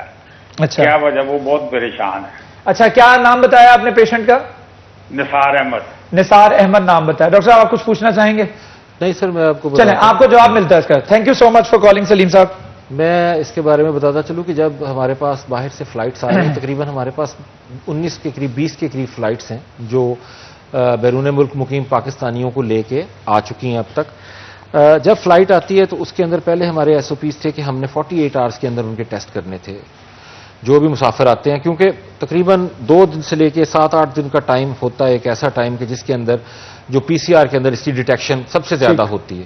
تو وہ گورنمنٹ کی طرف سے ایک ایس او پی تھا، اس حساب سے ہم ٹیسٹ کر رہے ہیں. مطلب لوگ اب کہہ رہے ہیں نا کہ 14 دن سے رہ رہے ہیں، 15 دن سے رہ رہے ہیں. تو جب وہ ٹیسٹ ہوتا ہے تو ٹیسٹ آگے لیب بھی 1-2 دن لیتی ہے. اس میں لیب سے جب ہمیں رزلٹ ملتا ہے تو اس رزلٹ کے بعد جو لوگ نیگیٹو آتے ہیں ان کو ہم ان کے گھروں میں ڈسپیچ کر دیتے ہیں کوارنٹائن کے لیے، اور جو پازیٹیو آتے ہیں پازیٹیو کے لیے ہم نے پارس کے اندر جو ایگریکلچر یونیورسٹی کے ایک ہاسٹل ہیں، 5 ان میں سے 3 ہاسٹل ایسے ہم نے رکھے ہوئے ہیں جہاں پہ ہم صرف پازیٹیو مریضوں کو رکھ رہے ہیں. وہ ان کو شفٹ کر دیا جاتا ہے ادھر، اور پھر اس کے بعد کم از کم جو 10 سے لے کے 14 دنوں کے بعد ان کا اگلا ٹیسٹ کروایا جاتا ہے. اگر وہ نیگیٹو آتا ہے تو پھر اس کے بعد ایک اور نیگیٹو ٹیسٹ، یعنی 2 نیگیٹو ٹیسٹ جب آتے ہیں تو اس کے بعد ہم ان کو الاؤ کرتے ہیں کہ وہ گھروں کو جا سکتے ہیں. اس میں جو یہ بتا رہے ہیں جن کا ذکر کر رہے ہیں ناصر صاحب کا، ڈیفینیٹلی وہ انہوں نے خود بتایا کہ ان کو ادھر شفٹ کر دیا گیا تو وہ پازیٹیو تھے تو ان کو شفٹ کیا گیا. یہ نہیں ہے کہ ان کو نہیں بتایا گیا کہ پازیٹیو شفٹ کیا گیا. اس پازیٹیو میں سے جب ٹیسٹ لوگ نیگیٹو آ رہے ہیں ہم ان کو شفٹ کری جا رہے ہیں. تقریباً اگر ہم دیکھیں تو جو ہماری فلائٹس آئی ہیں یہ 2500-2600 کے قریب لوگ ہیں جو ہماری فلائٹ سے آئے ہیں، اور ان میں سے تقریباً 209 یا 210 بندے تھے کہ جو پازیٹیو آئے ہیں فلائٹس میں. ٹھیک ہے. ان 209 میں سے بھی 115-16 بندے ایسے ہیں کہ جو ریکور کر چکے ہیں، جن کے پازیٹیو کے بعد 2 نیگیٹو ٹیسٹ آ گئے ہیں، وہ گھروں کو چلے گئے ہیں. آج بھی ایک بہت بڑی کھیپ لوگوں کی ہے کہ جن کے ابھی میں ریزلٹس دیکھ کے آ رہا تھا کہ جن کے جو نیگیٹو آ رہے ہیں ان کو ہم ریکورڈ میں ڈالتے ہیں، اور ریکور کرنے کے بعد پھر ان کا ڈسپیچ بنا کے ان کو ان کے گھروں میں یا ان کے اضلاع میں وہ بھیج دیتے ہیں، بھجوایا جا رہا ہے. ہمارے پاس تقریباً آج 227 لوگ ایسے ہیں جو کہ ادر پروونسز سے ہیں. اچھا ڈاکٹر صاحب، جس طرح انہوں نے بتایا کہ میڈیکیشن بھی پراپر نہیں دی جا رہی، ہاں کیا جی، ایسا ہے؟ اس میں آپ کو ایک چیز بتا دوں کہ جو 90% لوگ ایسے ہوتے ہیں اس میں جن میں کوئی علامت ظاہر نہیں ہوتی، وہ صرف ایک کیریئر کے طور پہ شو ہوتے ہیں. اچھا. کہ ان کے اندر وائرس ہے، وہ ان کو کچھ نہیں کہہ رہا لیکن وہ دوسروں تک اس کو منتقل کرتے ہیں. ان کو کسی میڈیسن کی ضرورت نہیں پڑتی. جن کو خدا نخواستہ کچھ سمٹمز آتے ہیں تو ایسے مریضوں کو ہم پھر غلام محمد طیب جنرل ہاسپٹل جو ہمارا کرونا کا اسپیسیفک ہاسپٹل ایک بنایا اس میں شفٹ کر دیتے ہیں. تو یہ ویریفائی کیسے کیا جاتا ہے کہ اس پیشنٹ کو جو ہے وہ میڈیسن کی ضرورت ہے، اس کو نہیں ہے؟ وہاں پہ ہمارا میڈیکل کیمپ 24 آور چل رہا ہے. اگر پیشنٹ کوئی کمپلینٹ کرتا ہے وہ اس کو چیک کرتے ہیں، اگر وہ ضرورت محسوس کریں تو فوراً ایسے مریض کو ہاسپٹل شفٹ کرتے ہیں. ٹھیک ہے ڈاکٹر معروف فیض سے میں وہیں سے گفتگو کا سلسلہ جو ہے جوڑنا چاہوں گا. وہ ویڈیو جو وائرل ہوئی ہے فیصل آباد میں اس پہ بات کرنا چاہوں گا کہ فیصل آباد کے لوگ کیا ماننا نہیں چاہتے کہ یہاں پہ کورونا وائرس تھا یا ہمیں اس سے نقصان ہو سکتا ہے؟ دیکھیں مطلب اس ویڈیو میں نے بھی دیکھی ہے، ڈیفینیٹلی آپ نے بھی دیکھی ہوگی. تو اس ویڈیو میں نہ صرف خواتین ہیں، خواتین کے ساتھ ساتھ جو ہے چھوٹے بچے بھی ہیں، چھوٹے بچے بھی ہیں، مرد حضرات بھی، مرد حضرات بھی ہیں. تو اتنا کوئی رش ہے کہ جیسے کوئی عید کا سمے ہے، جیسے پتہ نہیں مطلب یہ جو لاک ڈاؤن کھول دیا گیا ہے یہی 4-10 دن ہے، ہفتہ 10 دن ہے، شاپنگ کرنی ہے یا ہم خریداری کرنی ہے، اس کے بعد پتہ نہیں اللہ معاف کرے کیا ہو جانا ہے. لیکن اپنے ناظرین کو، اپنے شہر والوں کو، اپنے جو پاکستانیوں کو میں یہ بتانا چاہتا ہوں کہ خدارا کورونا جو ایک پینڈیمک ہے جس نے پوری دنیا کو انوالو کی ہے، پوری دنیا اس کی لپیٹ میں ہے، پوری دنیا میں اس سے جو ہے مطلب ڈیتھس ہو رہی ہیں، تو اس کو سمجھنے کی کوشش کریں. آپ آج شاپنگ کر رہے ہیں، آپ آج کپڑے خرید رہے ہیں، آپ آج جوتے خرید رہے ہیں، تو کس کے لیے؟ اپنے بچوں کے لیے، اپنے والدین کے لیے، اپنے گھر والوں کے لیے. تو جب آپ کی اس ہجوم میں جائیں گے، جب آپ کو یہاں سے آپ بیماری گھر لے کے جائیں گے، جب آپ کے وہ جو لوگوں کو جو گھر پہ لوگ بیٹھے ہوئے ہیں، بزرگوں کو، بچوں کو جب وہ بیماری لگ جائے گی تو کس کام آئیں گے آپ کے یہ کپڑے، کس کام آئیں گے آپ کے یہ جوتے؟ اور میں مطلب اپنی ناظرین کو یہ ڈرانے کے لیے نہیں کہہ رہا، میں بالکل حقیقت پہ مبنی بات کر رہا ہوں کہ اللہ نہ کرے جب یہ ڈیڈ باڈی جاتی ہے ہمارے الائٹ کے ICU سے، جب ہماری کوئی ڈیڈ باڈی شفٹ ہوتی ہے، اللہ نہ کرے کسی کا کوئی پیارا چلا جاتا ہے کرونا کی وجہ سے غلام محمد آباد سے، تو کوئی گھر والا کسی کا جو بیٹا ہے یا گھر والے ہیں اس کو ہاتھ تک نہیں لگاتے. ٹھیک ہے، ہاتھ تک نہیں لگاتے. ڈاکٹر معروف میرے ساتھ تشریف رکھتے ہیں، ڈاکٹر بلال بھی تشریف رکھتے ہیں. ایک چھوٹا سا وقفے کے بعد دوبارہ حاضر ہوں گے، ہمارے ساتھ رہیے. رمضان مہربان.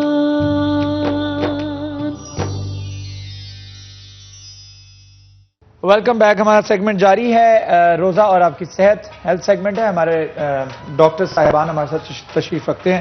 ڈاکٹر معروف بہن سے اس کے ساتھ گفتگو ہو رہی تھی. بریک پہ جانے سے پہلے ہم بات کر رہے تھے کہ لوگوں کو ایجوکیٹ کرنا کتنا ضروری ہے، اور لوگوں نے یہ سمجھ لیا کہ لاک ڈاؤن میں تھوڑی سی نرمی کی گئی ہے اگر حکومت کی طرف سے، تو اس کو فار گرانٹیڈ لیتے ہوئے لوگ یہ سمجھنے لگیں کہ کرونا وائرس ہی ختم ہو گیا، یہ بس ایویں لاک ڈاؤن کرنا تھا، مقصد صرف 2 مہینے کے لیے کاروبار بند رکھنا تھا، بند کر دیا ہے، کھل گیا ہے تو کوئی بیماری نہیں ہے. حالانکہ یہ وائرس جو ہے اسی طریقے سے بڑھتا چلا جا رہا ہے.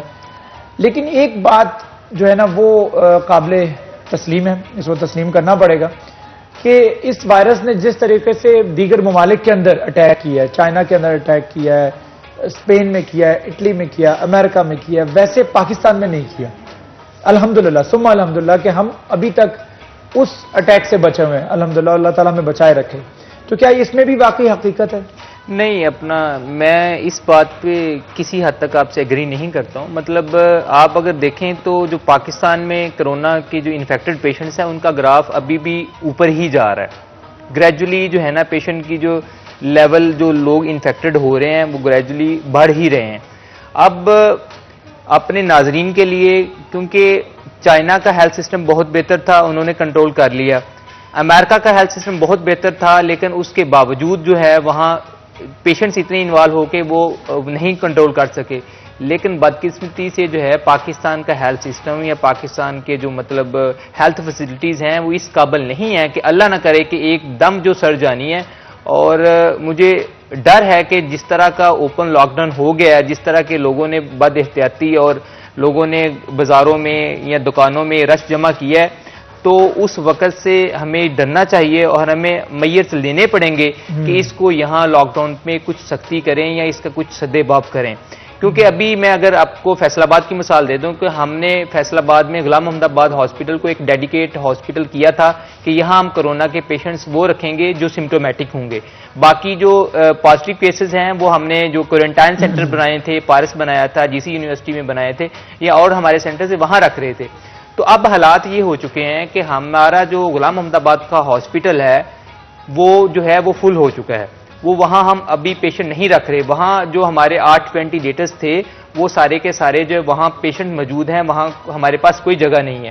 تو اس کے بعد ہم نے پچھلے ہی ہفتے ہم نے یہ کام شروع کیا ہے کہ اب وہاں سے جو پیشنٹ ریفر ہو رہے ہیں ہم الائڈ میں داخل کر رہے ہیں. اور الائڈ کی کرنٹلی اپڈیٹ کر دوں تو الائڈ کے جو پورے فیصل آباد میں جو الائڈ میں وینٹیلیٹرز تھے 8 غلام محمد آباد میں 5 ہم نے 2 پورشن ہے اس کے، ایک اپر پورشن ہے ایک لوور پورشن ہے. ٹھیک ہے، ہمارے پاس الائڈ میں 13 وینٹیلیٹرز تھے اور 13 وینٹیلیٹرز میں جو ہم نے ایک ڈیڈیکیٹ پورشن کیا تھا، ایک پارٹ کیا تھا اس کے لیے کرونا کے پیشنٹس کے لیے، اس میں بھی جو 5 وینٹیلیٹرز تھے یا 5 بیڈ سے وہ بھی فل ہو چکے ہیں. تو ابھی کرنٹلی ہمارے پاس الائڈ میں ایک بھی ایسا یعنی کہ مطلب جگہ نہیں ہے جس کو ہم آئی سی یو میں جگہ دے سکیں. تو یہ کرنٹلی جو پچھلے 7 سے 10 دن میں جو ہے یہ ساری جو سچویشن چینج ہوئی ہے. تو میں اپنے ہیلتھ جو اپنے ناظرین ہیں ان سے یہی ریکویسٹ کروں گا خدارا اس بات کو سمجھیں کہ اگر آپ نے اسی طرح بازاروں میں گھومتے رہے، اسی طرح جو ہجوم جاری رہا، تو آنے والے دنوں میں اللہ نہ کرے آپ کو اپنے پیاروں کے لیے ہسپتالوں میں جگہ نہیں ملے گی اور آپ کے وہ مسیحا جس کو آپ سلیوٹ پیش کرتے ہیں یا سلام پیش کرتے ہیں. بہت سارے ڈاکٹرز ابھی بھی جو ہے فیصل آباد کے 13 کے قریب جو ڈاکٹر ہیں وہ کرونا پازیٹیو آ چکے ہیں. 3 ہماری نرسز کرونا پازیٹیو آ چکی ہیں. 2 ہمارے جو پیرامیڈیکل سٹاف ہیں وہ ہیلتھ کیئر پرووائڈر سے وہ پازیٹیو ہو چکے ہیں. تو خدارا اس بات کو سمجھیں کہ اللہ نہ کرے کہ وہ دن اگر بد احتیاطی رہی تو وہ دن آ جانے ہیں جب آپ کے اپنوں کے لیے ہسپتالوں میں جگہ نہیں ہونی اور آپ کو جو ٹریٹ کرنے والے مسیح ہیں وہ بھی آپ کو نہیں ملیں گے. کیونکہ ڈاکٹرز کی، پیرامیڈکس کی، نرسز کی آلریڈی پاکستان میں کمی ہے، پنجاب میں کمی ہے، فیصل آباد میں کمی ہے. اور جو بھی ڈاکٹر انوالو ہوتا ہے وہ ایٹ لیسٹ جو ہے نا 1 منتھ کے لیے آئسولیٹ ہونا پڑتا ہے، اس کو کوارنٹائن ہونا پڑتا ہے. جب یہی ہیلتھ کیئر ورکرز، آپ کے health care providers, doctors, paramedics, nurses جب کرونا کا شکار ہوتے جائیں گے تو آپ کو ٹریٹ کرنے والا کون ہوگا؟ کیونکہ صرف سرکار ہی آپ لوگوں کا ٹریٹمنٹ کر رہی ہے، صرف سرکار کے ہسپتالوں میں آپ کا علاج ہو رہا ہے. کوئی پرائیویٹ ہسپتال میں کوئی پرائیویٹ ڈاکٹر آپ کا علاج نہیں کرے، یہ سرکاری ہسپتال آپ کا علاج کریں گے.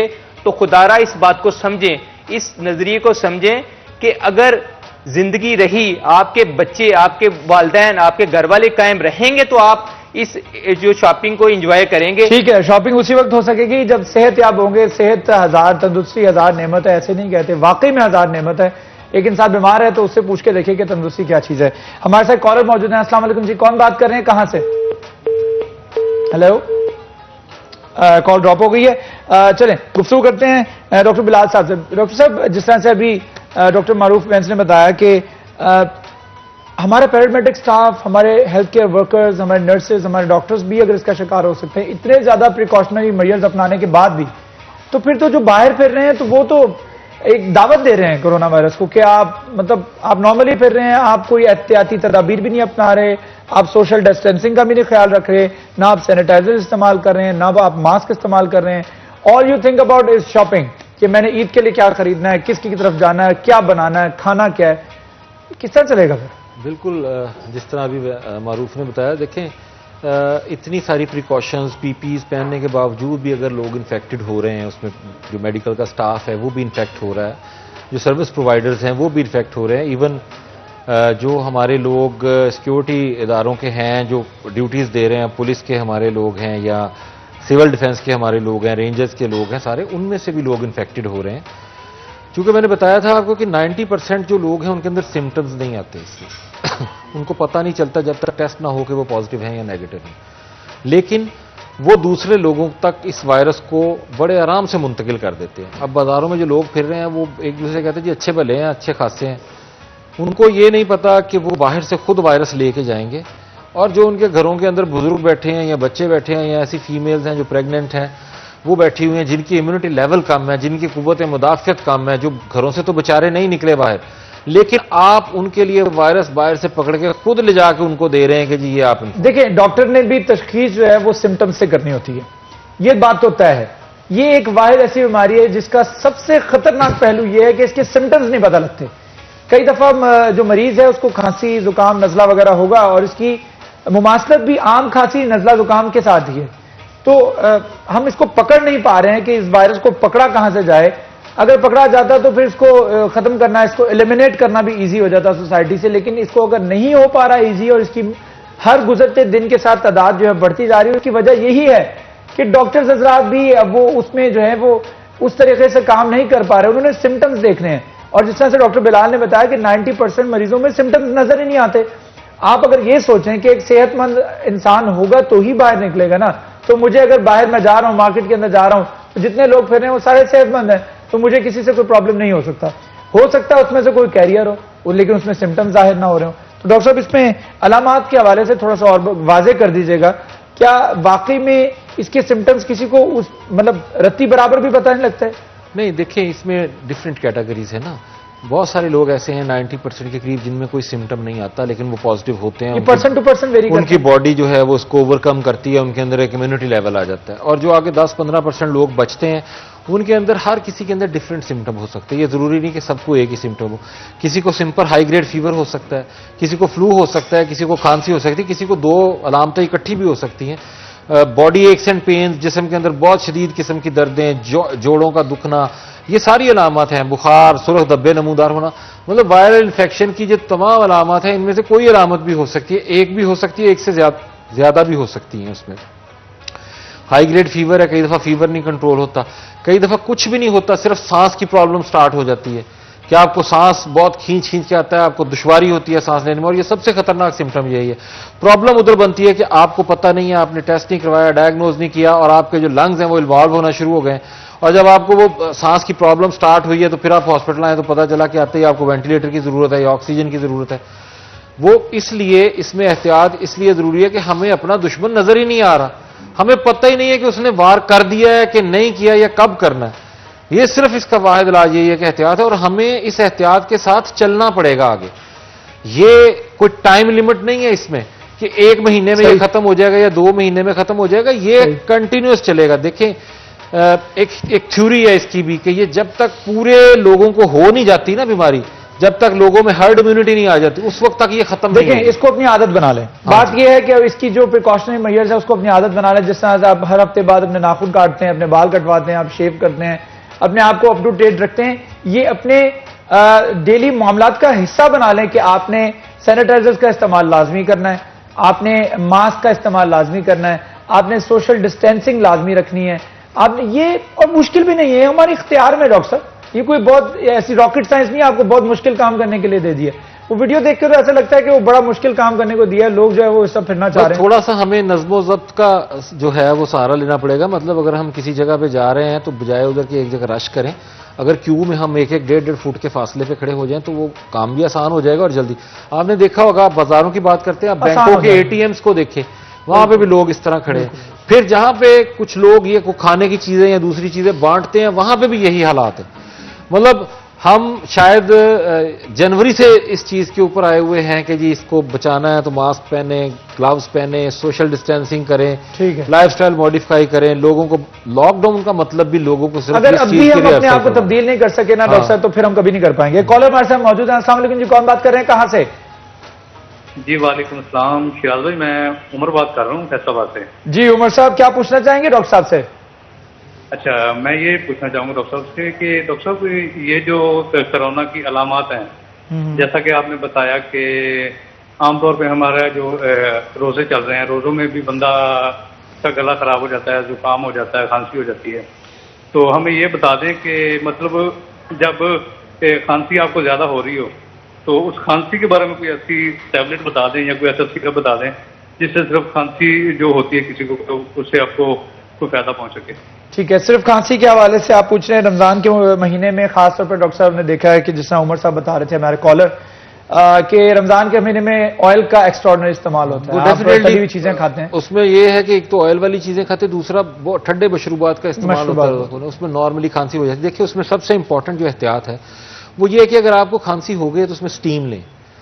ڈرائینس کی وجہ سے کھانسی آ رہی ہے، سمپل سادہ پانی کی بھاپ لیں آپ، اس میں آپ کوئی بھی کاف سیرپ لے سکتے ہیں. اور دوسرے نمبر پہ جو امپورٹنٹ چیز ہے وہ یہ ہے کہ اگر آپ کو اس طرح کی کوئی کھانسی نزلہ زکام کی علامت آ گئی تو خود کو اپنے گھر میں آئسولیٹ کر لیں اگر آپ ٹیسٹ نہیں کروا سکتے. دیکھیے اگر تو نارمل کھانسی نزلہ زکام فیصلہ آباد کا نا قومی نشان ہے، ویسے اگر ہم دیکھیں ہر دوسرے بندے کو یہ نارمل رہتا ہے اور تقریباً سال کے 11 مہینے یہ بیماری رہتا ہے، چلتی بالکل ہے. رہتا ہے. اس میں اگر آپ دیکھتے ہیں کہ آپ کو ہے تو اس میں اپنے برتن علیحدہ کر لیں، مکس نہ کریں اپنے برتنوں کو، ٹاول علیحدہ کر لیں، اپنا ٹاول وہ تو ڈیفینیٹلی. اور پھر یہ کہ کچھ اپنے گھر میں آئسولیٹ ہو جائیں، اپنی چیزیں نہ استعمال کرنے دیں دوسروں کو، اپنا کمرہ جو ہے اس کو علیحدہ کر لیں. اور اس میں جب آپ کی علامتیں بہتر ہونے لگیں تو گھر والوں سے ملیں. اگر علامتیں نہیں بہتر ہو رہی ہیں، 1-2 دن میں آپ کو اس سے رسپانس نہیں آ رہا تو فوری طور پہ ہاسپٹل سے رجوع کریں یا ٹیسٹ کروائیں اس کا. ٹھیک ہے، ٹیسٹ کروائیں. اپنی احتیاط کرنا بہت زیادہ ضروری ہے. اپنی احتیاط کریں، اپنا خیال رکھیں، اپنے گھر والوں کا خیال رکھیں، اپنے رشتہ داروں کا خیال رکھیں، اپنے والدین کا خیال رکھیں، اپنے عزیز و اقارب کا خیال رکھیں اور خاص طور پر اپنا خیال بہت زیادہ رکھیں. جب جہاز میں آپ بیٹھتے ہیں تو سب سے پہلے آپ کو کہا جاتا ہے کہ اگر کوئی ہنگامی صورتحال ہو تو سب سے پہلے اپنی سیٹ بیلٹ باندھیں، اس کے بعد دوسرے کی سیٹ بیلٹ باندھیں یا پھر دوسرے کو ماسک دیں. تو سب سے زیادہ اپنی آپ نے کیئر کرنی ہے، اپنی ٹیک کیئر کرنی ہے تاکہ ہم اس کورونا وائرس سے جو ہے وہ اس جنگ میں جیت سکیں. ہمارے ڈاکٹر صاحبان کا، ڈاکٹر بلال کا، ڈاکٹر معروف وینس کا میں بہت شکریہ ادا کرتا ہوں. Thank you so much for both of you for joining us. اگلے سیگمنٹ میں ملاقات ہوگی، لیکن اس سے پہلے بتا دوں کہ آج کی رمضان ٹرانسمیشن بہت خاص ہے، اس کو ضرور دیکھیے گا، لازمی دیکھیے گا. آخر میں آپ کے لیے ایک بہت اچھا سرپرائز بھی ہوگا، تو یہ ٹرانسمیشن ضرور مس مت کیجیے گا، دیکھتے رہے گا. ایک چھوٹا سا وقفے کے بعد اگلے سیگمنٹ میں ملاقات ہوگی. ہمارے ساتھ رہیے.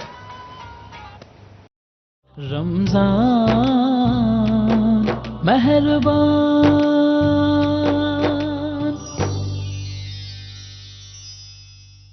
Welcome back. ہمارا اگلا سیگمنٹ ہمارے نعت خواں حضرات، ہمارے ججز صاحبان ہمارے ساتھ تشریف رکھتے ہیں اور نعت خوانی کا سیگمنٹ ہے جس میں ہمارے کنٹیسٹنٹ ہمارے ساتھ موجود ہوتے ہیں، ان کی آواز کو جج کیا جاتا ہے، پھر نمبرز دیے جاتے ہیں، اس کے بعد اگلے راؤنڈ میں شامل ہونا ہے یا نہیں ہونا یہ فیصلہ کیا جاتا ہے. تو آج بھی ہمارے ججز صاحبان جو ہمارے ساتھ تشریف رکھتے ہیں ان کا تعارف میں آپ کو کروا دیتا ہوں. صابر سردار صاحب ہمارے ساتھ تشریف رکھتے ہیں. صابر صاحب السلام علیکم. وعلیکم السلام. کیسے ہیں آپ؟ الحمدللہ. سید تجمل شاہ صاحب ان کے ساتھ براجمان ہیں. تجمل صاحب السلام علیکم. وعلیکم السلام. طبیعت ٹھیک ہے ماشاء جی اللہ؟ الحمدللہ. روزے صحیح جا رہے ہیں؟ چلیں ٹھیک ہے، چلیں آگے بڑھاتے ہیں. ہمارا سیگمنٹ ہے مقابلہ حسن نعت کا اور اس میں ہمارے کنٹیسٹنٹ ہمارے ساتھ موجود ہوتے ہیں. آج بھی میں آپ کو بتا دوں ہمارے ججز صاحبان کے پاس 10 مارکس ہوں گے. آج ہمارے ساتھ ڈاکٹر پیر ضیاء احمد ہاشمی صاحب نہیں موجود، ان کی کچھ مصروفیت ہے، انہوں نے جانا ہے، لیکن 10 مارکس آپ دونوں کے پاس ہوں گے اور آپ دونوں کے مارکس ڈیسائیڈ کریں گے کہ ہمارے کنٹیسٹنٹ میں سے کون کنٹیسٹنٹ جو ہے وہ ہمارے ساتھ آگے جائے گا.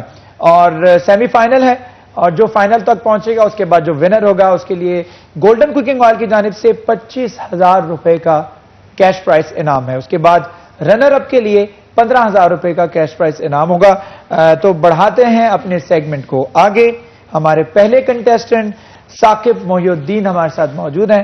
السلام علیکم ثاقب، کیسے ہیں آپ؟ ٹھیک ٹھاک ہیں؟ روزے رکھ رہے ہیں؟ رکھ رہے ہیں؟ کتنے رکھے ہیں روزے؟ صحیح بتائیے.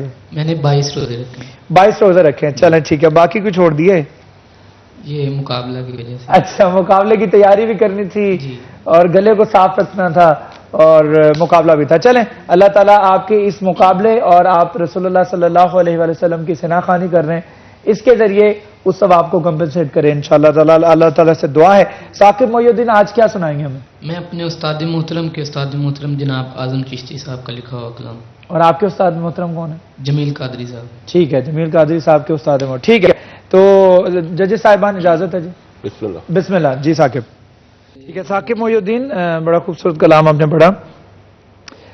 ججز صاحبان کی طرف رخ کرتے ہیں جی. سید تجمل شاہ صاحب آپ سے شروعات کرنا چاہوں گا. ثاقب محی الدین نے کیسا پڑھا اور کتنے مارکس؟ ثاقب نے بہت بڑے ثنا خان کو شروع کیا, بلکہ انہیں کہتے ہیں الحاج حسان پاکستان الحاج محمد اعظم چشتی رحمۃ اللہ علیہ, جن کو منزل کونین صاحب فرماتے تھے کہ میں نے ان کی انگلی پکڑ کر چلنا سیکھا تھا ان سے. اچھا, جس کی وہ نقل علی رضا پڑھتا ہے نا, جن کی طرز اکثر پڑھتا ہے, تو وہ کونین صاحب کے بھی استاد ہیں اعظم صاحب. صحیح ہے, اعظم چشتی رحمۃ اللہ علیہ ماشاءاللہ. لیکن بچے کی وہی بات پھر میں کہتا ہوں کہ جس طرح کی اس کی عمر ہے اس کے مطابق اس نے اچھا پڑھا ہے, لیکن اعظم صاحب کو پک کرنے کے لیے بہت صلاحیت چاہیے, بہت ابیلٹی چاہیے. ٹھیک ہے, تو لیکن عمر کے لحاظ سے پھر بھی عمر کے لحاظ سے اس نے ادا ٹھیک کیا ہے ماشاءاللہ. جزاک اللہ. ثاقب محی الدین کو سید تجمل شاہ صاحب کی جانب سے کتنے مارکس ملیں گے؟ ٹک ٹک ٹک ٹک ٹک 7 مارکس. ٹھیک ہے جی, ثاقب محی الدین کو سید تجمل شاہ صاحب کی جانب سے 7 مارکس ملے ہیں. صابر سردار صاحب کتنے مارکس دیں گے جی, اور کیا ریمارکس دیں گے؟ ایسا ہے کہ یہ بچہ جو ہے اس میں اپنے آپ میں بہت ٹیلنٹ ہے. سر کو بھی سمجھتا ہے, گر کو بھی سمجھتا ہے, اور سر لگانا بھی جانتا ہے. تو ابھی اس نے جو نعت پڑھی اس میں اپنا کچھ دکھایا تھوڑا سا اس نے, جی جی, اپنا تھوڑا سا کچھ دکھایا. لیکن جہاں تک اس ٹیون اور اس نعت کا تعلق ہے, وہ جو شاہ جی نے کہا ہے کہ اعظم چشتی صاحب کو پک کرنے کے لیے اس کے اعظم چشتی صاحب کے ووکل کا اندازہ ہونا چاہیے, کیسے الفاظ پکڑتے ہیں, کیسے چھوڑتے ہیں. بہرحال اس طرز پہ آج اس بچے کو یعنی عبور حاصل نہیں ہو سکا. جس طرح کی یہ ٹیون ہے, بڑی فیمس ٹیون ہے اور بڑی آسان ٹیون ہے. اس میں صرف آواز کا, خرج کا, گمک کا, دمک کا پتہ چلتا ہے کہ کسی کا آواز کیسا ہے. لیکن اس طرز پہ آج بچے کو عبور حاصل نہیں ہو سکا, کیونکہ ایسے لگا کہ جیسے وہ بچ کے پڑھ رہا ہے. ایک ہی جگہ اس نے اپنا آپ دکھایا, وہ خوبصورت لگا ہے. بہرحال بہت اچھا پڑھا ہے. ٹھیک ہے, 8 مارکس ملے ہیں جی. صابر سردار صاحب کی جانب سے ثاقب محی الدین کو 8 مارکس ملے ہیں. ٹوٹل ثاقب محی الدین کے پاس 15 مارکس ہیں. چلیں آگے چلتے ہیں. محمد نعمان نقشبندی ہمارے ساتھ تشریف رکھتے ہیں. نعمان السلام علیکم. وعلیکم السلام. کیسے ہیں آپ؟ جی الحمدللہ میں ٹھیک. طبیعت ٹھیک ہے جی الحمدللہ. تیاری ہے پوری انشاءاللہ بھرپور؟ جی جی آپ کو پتا ہے کہ پھر اس کے بعد فائنل میں جائیں گے آپ؟ جی جی انشاءاللہ. چلیں تیاری ہے پوری. جی کتنے روزے رکھے؟ ساری رکھے. الحمدللہ. چلیں کیا سنائیں گے آج؟ میں حضرت حفیظ طائب رحمۃ اللہ تعالیٰ علیہ. آپ کا جی ججز احترام صاحبان اجازت ہے جی. جی بسم اللہ. رمضان مہربان.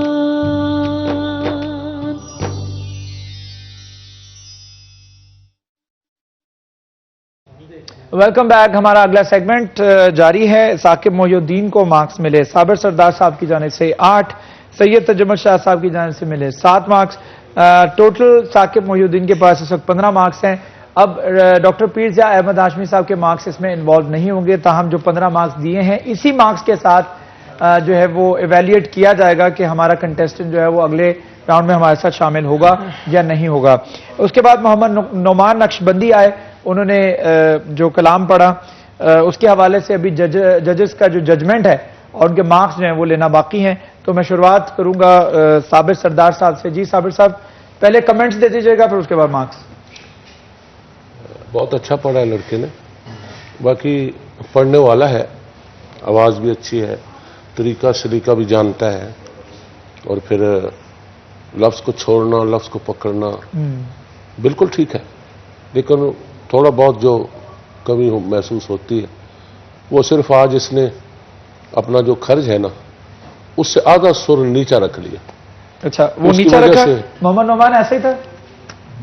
बस वो उसकी वजह से थोड़ी सी मिस्टेक है, ठीक है। लेकिन वो काबिल बर्दाश्त है। अच्छा चलें, वो काबिल बर्दाश्त है, लेकिन फिर भी 9 मार्क्स मिले हैं मोहम्मद नोमान को। नक्शबंदी को साबिर सरदार साहब की जानिब से 9 मार्क्स दिए गए।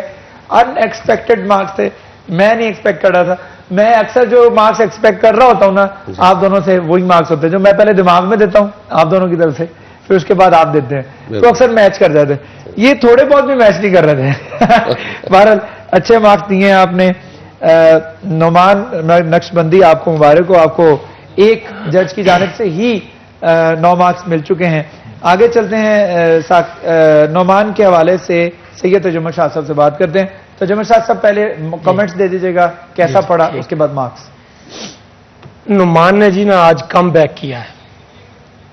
2-3 दिन पहले आया था ये, वो नाथनेस की बहुत इससे नीचे थी, लेकिन आज कौनैन साहब का पढ़ा हुआ कलाम, हफीज ताहिब बहुत बड़े शायर, कलाम भी अच्छा है, आवाज़ भी अच्छी, माशाल्लाह बड़ा खूबसूरत निभाया। इसने पिकअप बड़ी अच्छी थी अंतरे में, जिस तरह साबिर साहब ने फरमाया ना कि इसकी नीचे इसने रखा है पहले, लेकिन बाद में इसने अंतरे में जाकर जो जगह बनाई, जो जगह ली, उसमें मुझे इसकी ना बड़ी स्किल नजर आई। अच्छा, कि बड़ी महारत से पढ़ा इसने, बड़ा सोच कर और तैयारी करके आया है। बाहर कैफ छोटी छोटी गलतियां तो होती रहती हैं जी, लेकिन मैं ये नहीं कहूंगा कि जिसने बहुत अच्छा भी पढ़ दिया उसमें भी हमने कुछ ना कुछ निकालना है। नहीं, मैं माजरत के साथ कहता हूं, साबिर साहब को नहीं कह रहा ना आपको कह रहा कि ये नहीं होना चाहिए। मुस्कुरा रहे हैं आपकी बात पे। नहीं, आपकी बात नहीं, बात सुने मेरी बात जो है ना, मैं बड़ी गहरी बात कर रहा हूं। अल्लाह, तनकीद बराए तनकीद नहीं होनी चाहिए, तनकीद बराए तामीर होनी चाहिए। अगर उसने कोई गलती नहीं की तो उसे अप्रिशिएट करें, वाह सुभान अल्लाह, मुझे कोई गलती नजर नहीं आई, तो मैं यही कहता हूं। ठीक है, कोई गलती नजर नहीं आई। दरअसल ना वो मैंने जो नोटिस लिया है ना, वो कोई गलती नहीं है। मैंने वो उसको बताया कि आपने आज आधा सुर नीचे खर्च रखा इसलिए कि आप ऊपर आसानी से जा सकें। अगर आधा आपने समझे नहीं, आप अच्छा, सबने नहीं समझे। चले, नहीं, चलो मैं समझना चाह रहा हूँ। नहीं, वो समझ गया। आप मार्क्स ना दे, पहले आप समझाएं आप अपनी बात क्या कहना चाह रहे हैं। आप क्योंकि आप कह रहे हैं मैं बड़ी गहरी बात कर रहा हूं, उस गहरी बात को डिफाइन भी करें। चले सुनाए। देखें, हमारी ड्यूटी जो है ना, मेरी, साबिर साहब की, पीर साहब की, यही ड्यूटी है कि हमने बच्चे की मिस्टेक पकड़नी है कि बच्चे ने कहां से मिस्टेक किया है, कि बेटा आपने यहां से किया, स्थाई में किया, अंतरे में किया, इस शेर में आपने ये किया। साबिर साहब ने ये कहा कि खर्च आपने नीचे रखा, तो वो दुरुस्त कहा है, मैंने पहले नहीं कहा, पहले कहा है कि साबिर साहब ने बिल्कुल सही पकड़ा, मैं भी यही कहता हूं। ठीक है, लेकिन मेरी ओवरऑल बात है ये, ठीक है, पिछले प्रोग्रामों में भी सबके लिए, ठीक है। हाँ, लेकिन मैं कहता हूं कि अगर बच्चे ने वाकई काम करके दिखाया है, जिस तरह फरमाते हैं कि ये बड़ी देर से पढ़ी गई है, लेकिन आज इसने खुद अपना काम दिखाया है, इसके अंदर उसने बड़ा खूबसूरत काम किया है, उसको हमें अप्रिशिएट करना चाहिए। तो इसलिए मैंने 9 नंबर दिए। राइट। चले देखते हैं जबरदस्त तजम्मल शाह साहब कितने मार्क्स देते हैं, अभी पता लग जाए। 8 मार्क्स दिए जी तजम्मल शाह साहब ने, 8 मार्क्स दिए हैं जी, ये हो गए 17 मार्क्स। इस वक्त साकिब मोहिउद्दीन के पास 15 मार्क्स हैं जी, मोहम्मद नुमान नक्शबंदी के पास 17 मार्क्स हैं। आगे देखते हैं हमारे तीसरे कंटेस्टेंट कितने मार्क्स लेते हैं, उसके बाद डिसाइड होगा कौन से 2 कंटेस्टेंट जो हमारे साथ अगले राउंड में जाएंगे। एक छोटा सा वक्फा है, वक्फे के बाद दोबारा हाजिर होंगे, तीसरे कंटेस्टेंट को सुनेंगे। हमारे साथ रहिए। रमजान मेहरबान।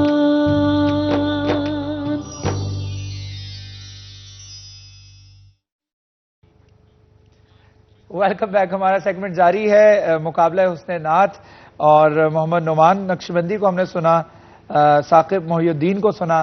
इसके बाद हमारे तीसरे कंटेस्टेंट मोहम्मद रईस अभी हमें सुनना बाकी है, जिनकी आवाज़ सुनने के बाद ये डिसाइड होगा, जजेस साहिबान डिसाइड करेंगे कि कौन सी आवाज़ जो है हमारे साथ अगले सेगमेंट में, अगले राउंड में जो है वो शिरकत करेगी। तो मोहम्मद रईस, अस्सलाम वालेकुम। वालेकुम सलाम। कैसे हैं आप? अल्हम्दुलिल्लाह सर। बड़े स्माइल दे रहे हैं, मुझे लग रहा है पूरी तैयारी के साथ आए हैं। जी अल्हम्दुलिल्लाह। तैयारी अच्छी की है माशाल्लाह। जी अल्हम्दुलिल्लाह। रोजे कितने रखे? सारे रोके रोजे अल्हम्दुलिल्लाह। चले ठीक है, मोहम्मद रईस क्या सुनाएंगे आज? रक्षंदा तेरे हुस्न से रुखसारी। जी जजेस साहिबान इजाजत है जी, बिस्मिल्लाह।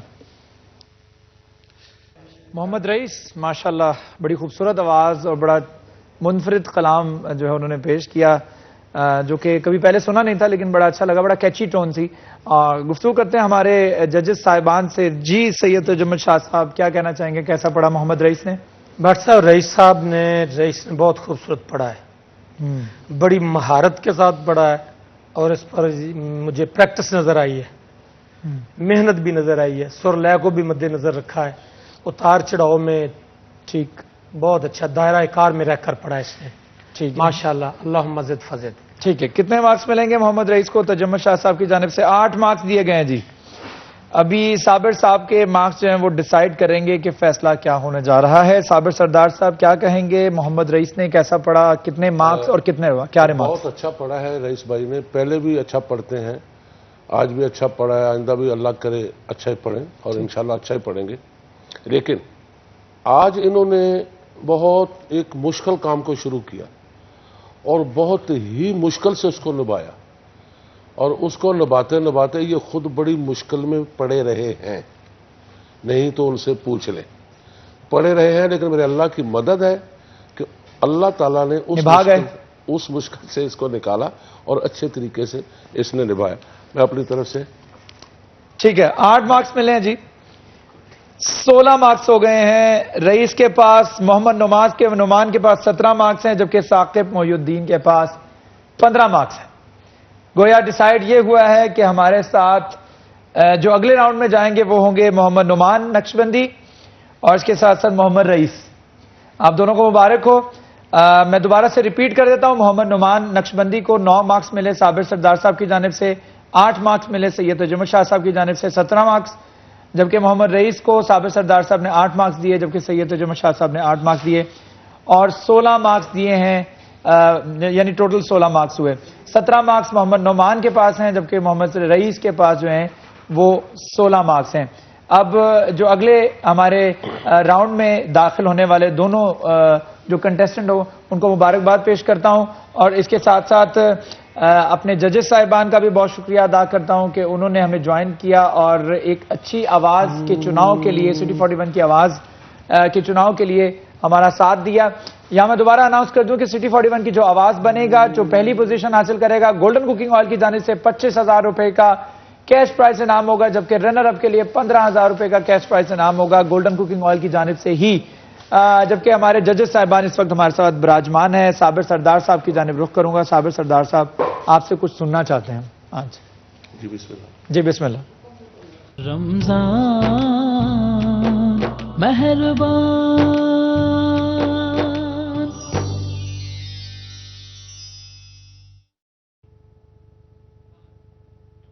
Welcome back. ہمارا اگلا سیگمنٹ جس میں ہمارے علماء کرام ہمیں جوائن کرتے ہیں، ایک اسلامک ٹاپک کے اوپر، ایک دینی موضوع کے اوپر گفتگو کرتے ہیں. ہمارے آج کے علماء کرام جنہوں نے ہمیں جوائن کیا ہے ان کا تعارف میں آپ کو کروا دیتا ہوں، اس کے بعد ہم موضوع بھی آپ کو بتائیں گے جس موضوع کے اوپر آج ہم گفتگو کرنے والے ہیں. میرے ساتھ اس وقت تشریف رکھتے ہیں پیر محمد صدیق الرحمان احمد خالقی صاحب. آپ مرکزی ایڈیشنل جنرل سیکرٹری جمعیت علماء پاکستان سے آپ کا تعلق ہے. بہت شکریہ ہمیں جوائن کرنے کے لیے.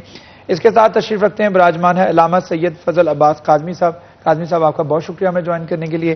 تو آپ دونوں کو ویلکم کرنے کے بعد میں آپ کو بتانا چاہوں گا کہ آج کا جو موضوع جس کا ہم نے انتخاب کیا ہے وہ کیا ہے، ذہنی دباؤ کا علاج روحانی طریقے سے.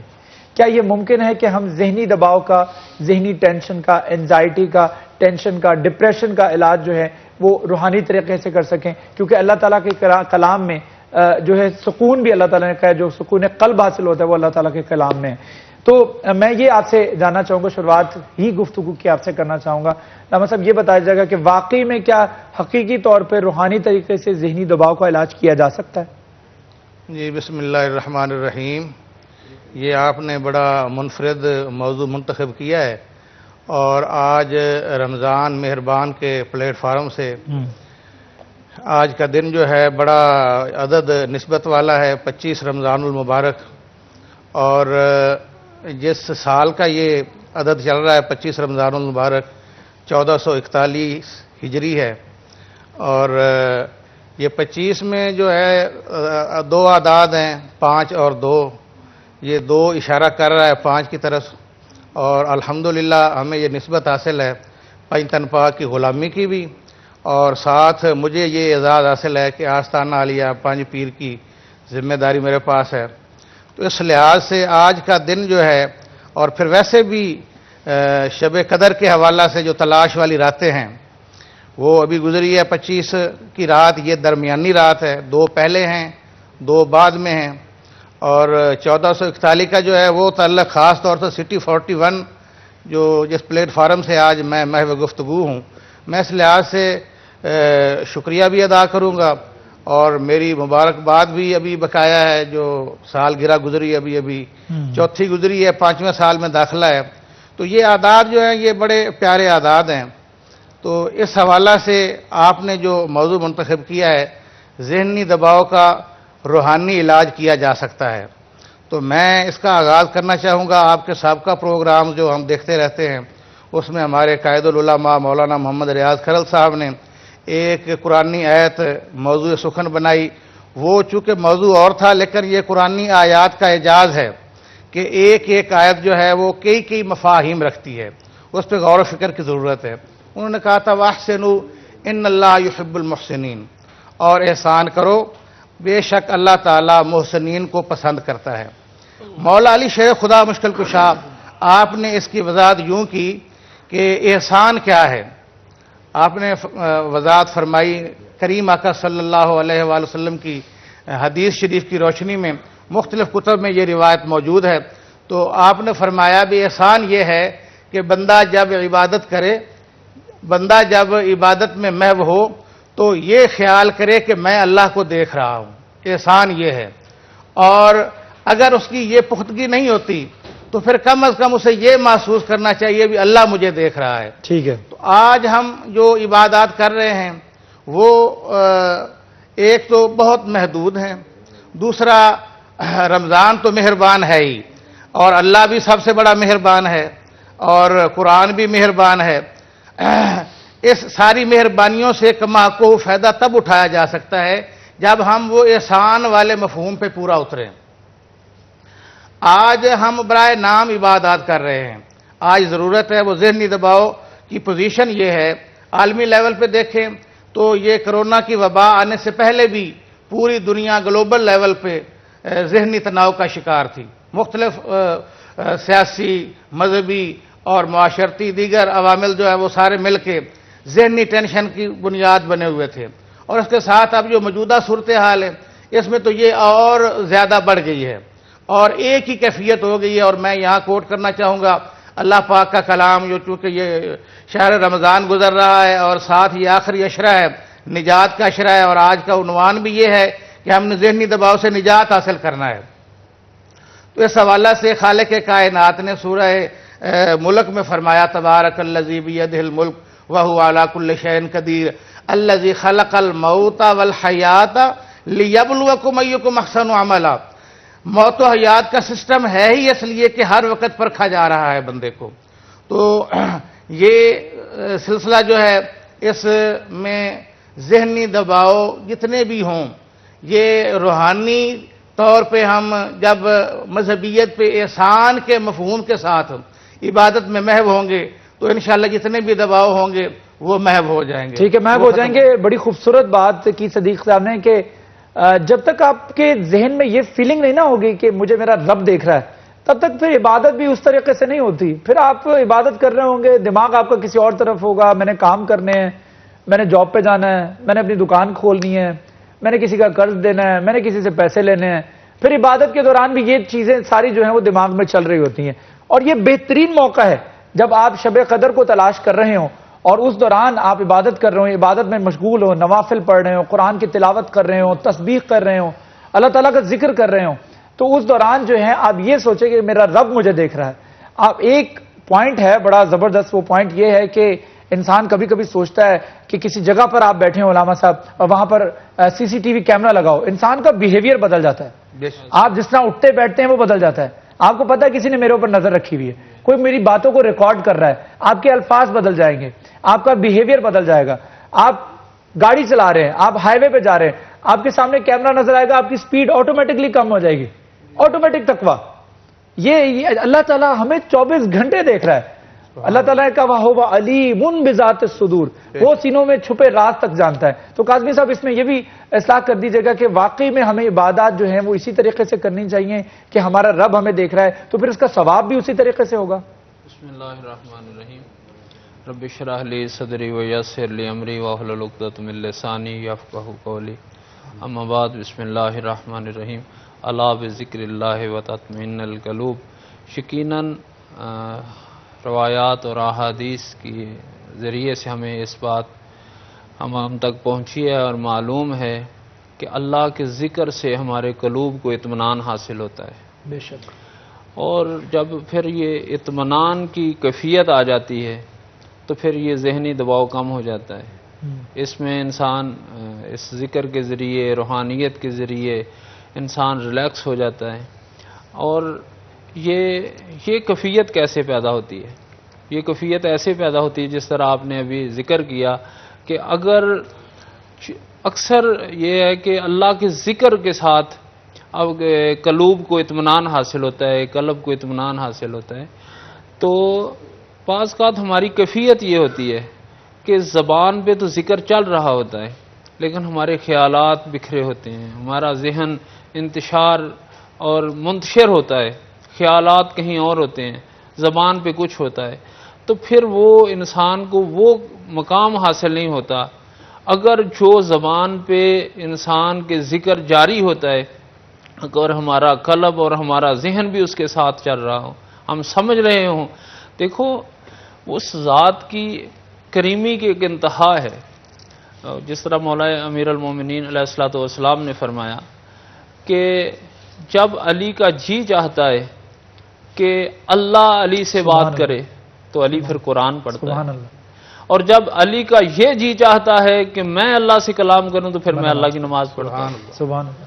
تو فرمایا کہ کبھی دیکھو آج قرآن بہت زیادہ پڑھا جاتا ہے، تراویحوں کے اندر قرآن پڑھا جاتا ہے، پھر محافل کے اندر قرآن پڑھا جاتا ہے، مجالس کے اندر قرآن پڑھا جاتا ہے، ویسے قرآن کی محافل منعقد کی جاتی ہیں، لیکن ہمیں قرآن پڑھا تو جاتا ہے، ہم قرآن سے استفادہ نہیں حاصل کرتے۔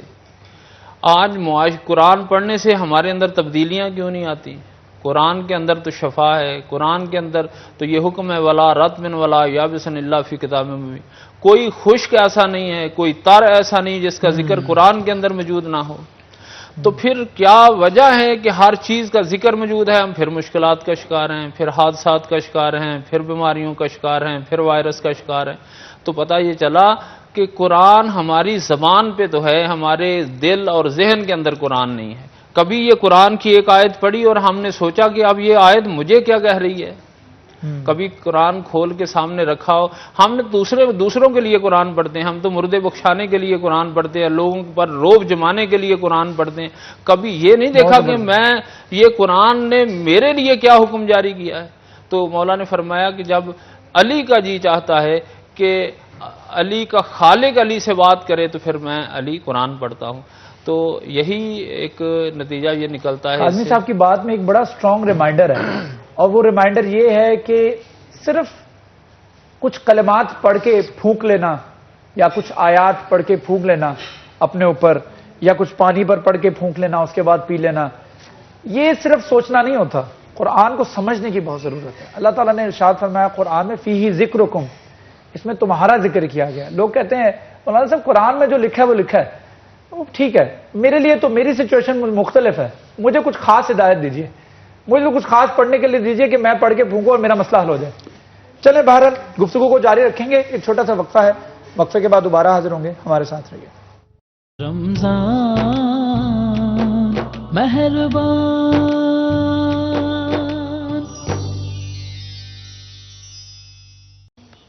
ویلکم بیک، ہمارا سیگمنٹ جاری ہے، ہمارے ساتھ علماء کرام تشریف رکھتے ہیں، صدیق الرحمان احمد خالقی صاحب میرے ساتھ تشریف رکھتے ہیں، ان کے ساتھ ساتھ سید فضل عباس کاظمی صاحب بھی تشریف رکھتے ہیں۔ گفتگو ہم کر رہے تھے دل میں ہم قرآن رکھتے ہیں یا نہیں رکھتے، تو صدیق صاحب آپ سے گفتگو کرنا چاہوں گا، جس طرح سے آپ نے بڑی خوبصورت ایک گفتگو انداز کیا، آغاز میں ہی آپ نے فرمایا کہ جو ہے وہ ہم عبادت میں اگر یہ سوچنے لگ جائیں کہ ہمارا رب ہمیں دیکھ رہا ہے تو ہمارا ایک کنیکشن بلڈ ہو جاتا ہے اللہ تعالیٰ کے ساتھ، اس کنیکشن کو بلڈ کرنا کتنا ضروری ہے مسلمان کے لیے. جس طرح اللہ تعالیٰ نے قرآن مجید میں ارشاد فرمایا لہم قلوب لا یفقہون بہا، ان کے پاس دل ہے لیکن وہ اس سے سوچتے نہیں. ٹھیک ہے، تو ان کے پاس آنکھیں ہیں وہ دیکھتے نہیں. یہ مطلب یہ اللہ تعالیٰ نے جو ڈپکشن دی ہے یہ انہی لوگوں کے لیے جو قرآن پڑھتے ہیں لیکن وہ سمجھتے نہیں، ان کو پتہ نہیں. لا یدرون ما فیہا، ان کو پتہ نہیں کہ اس کے اندر کیا لکھا ہے. تو اس پر میں چاہ رہا ہوں تھوڑی سی ہدایت دے دیجیے گا، ہماری تھوڑی رہنمائی بھی کر دیجیے گا. جی ماشاءاللہ، قرآن مجید کا تو ایک ایک حرف، ایک ایک لائن، ایک ایک آیت، ہر پارہ، پورا قرآن مجید ہدایت ہی ہدایت ہے. اب ضرورت اس بات کی ہے کہ ہم اس پہ تفکر کریں، غور کریں. اور جیسے یہ ہم دیکھتے ہیں بھی ہر چیز جو ہے اس کے کچھ پازیٹیو پوائنٹس ہوتے ہیں، نیگیٹو پوائنٹس ہوتے ہیں. اللہ تعالیٰ نے بھی اوامر بھی دیے ہیں، نواہی بھی دیے ہیں. اور جب انسان کے اندر، خاص طور پہ مسلمان کے اندر جزا و سزا کا تصور ہو تو اس میں ایسے ہے بھی ذہنی دباؤ کا ہمارا چل رہا ہے بنیادی موضوع جو ہے. تو ذہنی دباؤ اللہ تبارک و تعالیٰ نے یہ دوزخ سے ڈرانے کی صورت میں بھی رکھا ہے. وہ پازیٹیو دباؤ ہے، اور وہ اگر ہوگا تو اس صورت میں ہم دوزخ سے بچنے کے لیے، دوزخ کے جو عذاب ہے، دوزخ میں جو کیفیات ہیں، ان سے بچنے کے لیے بھی ہم صراط مستقیم پہ گامزن ہو سکتے ہیں. تو یہ پہلو بھی ہے. اس میں اللہ تبارک و تعالیٰ نے سورہ حشر میں ارشاد فرمایا، اور خاص طور پہ حشر کا دن جو ہے، اس کے قیامت کا دن جو ہے، وہ ہمارے ایمان کا حصہ ہے. جب ہم ایمان کی صفت پڑھتے ہیں آمنت باللہ و ملائکتہ و کتبہ و رسلہ والیوم الآخر کہتے ہیں، تو قیامت کا دن یہ سورہ حشر ہے. اس میں اللہ تبارک و تعالیٰ نے فرمایا یا ایھا الذین آمنوا، اہل ایمان سے تخاطب کیا اللہ تبارک و تعالیٰ. اور یہ اہل ایمان سے تقریباً 84 مرتبہ، 84 یا 85 مرتبہ قرآن مجید میں اللہ تبارک و تعالیٰ نے براہ راست صاحبان ایمان سے تخاطب کیا ہے. براہ راست اللہ تبارک. ویسے تو قرآن مجید ساری انسانیت کے لیے ہدایت ہے. جیسے یہ رمضان مہربان کا مجھے ایک واقعہ یاد آ رہا ہے. پچھلے رمضان یا اس سے پچھلے رمضان جرمن ایک خاتون ہے، اس کا ایک کولیگ تھا، اور وہ معمول تھا ان کے ادارے میں دوپہر کو کھانا ہوتا تھا. تو وہ چونکہ یہ پاکستانی نیاب تھا، جرمن میں گیا ہوا تھا، اس نے فاسٹنگ شروع کر دی، روزے رکھنے شروع کر دیے، دوپہر کے کھانے میں شامل نہیں ہوتا تھا. تو اللہ تبارک و تعالیٰ نے یہ ادا جو ہے وہ جرمن خاتون کو پڑھی لکھی پی ایچ ڈی اور اعلیٰ عہدے پہ فائز تھی، اسے یہ ادا بھاگی بھی یہ کس لیے نہیں کھاتا، سب جو کھا رہے ہیں دوپہر کو. تو اس نے سوال کیا بھئی آپ دوپہر کھانے میں نہیں ہوتے؟ تو اس نے کہا میں فاسٹنگ پہ ہوں. یہی ادا جو ہے وہ اس کے لیے دائرہ اسلام میں داخلے کا باعث بن گئی. تو یہ رمضان تو اتنا مہربان ہے، ایسے ہی قرآن بھی مہربان ہے. ناس ہے نا، ہدل صرف متقین نہیں کا یہاں پر. بالکل، شہر رمضان الذی انزل فی الکتاب ہدل الناس، لوگوں کے لیے ہدایت. بے شک بے شک. تو یہ تو ہے ساری انسانیت کے لیے بھی ہدایت ہے، لیکن جہاں اللہ تعالیٰ نے خاص طور سے یا ایھا الذین آمنوا فرمایا تو وہاں حضرت عبداللہ بن عباس رضی اللہ تعالیٰ عنہ آپ کہتے ہیں کہ ہماتن گوش ہو جانا چاہیے بندے کو، ٹھیک ہے، مسلمان کو بھی اللہ تبارک و تعالیٰ براہ راست مجھ سے مخاطب ہے. اور اللہ نے فرمایا یا ایھا الذین آمنوا اتقوا اللہ ولتنظر نفس ما قدمت لغد. ہر وقت اپنے آپ پہ نظر رکھو، محاسبہ کرو کل کے لیے کیا بھیج رہے ہو. سبحان اللہ. تو یہ محاسبہ اگر ہمارے اندر ہو جائے تو اللہ اکبر اللہ اکبر، یہ ہمارے لیے جنت کا باعث بھی ہوگا، اور یہ ذہنی دباؤ سے اور جتنے دباؤ ہیں یہ ذہنی قسم کے سب سے نجات کا باعث بھی ہوگا. اور یہ عمل ہو جائے ہمارا. آج ضرورت ہے، عمل سے زندگی بنتی ہے، جنت بھی اور جہنم بھی. قاضی صاحب آپ سے بات کرنا چاہوں گا، اچھا جو وہم کہا جاتا ہے، کسی کو وہم ہوتا ہے، یہ بھی ذہنی دباؤ کی وجہ سے ہی ہوتا ہے، اور اس کا بھی کوئی یہ مطلب اسپرچولی یا روحانی طور پہ کوئی علاج کیا جا سکتا ہے؟ جی بسم اللہ الرحمن الرحیم. وہم ایک گمان کی صورت ہے، یہ ایک وسوسہ بھی ہے جو دلوں کے اندر بعض شیطان ڈالتا ہے، اور پھر کچھ انسان بھی اس طرح کچھ جب خدا سے کٹ جاتا ہے تو اس کو ایک کیفیت اس پہ یہ طاری ہو جاتی ہے کہ وہ اس کے اندر بہت سارے وہم و گمان، بدگمانیاں پیدا ہونی شروع ہو جاتی ہیں، پھر اس کے بہت سارے اثرات.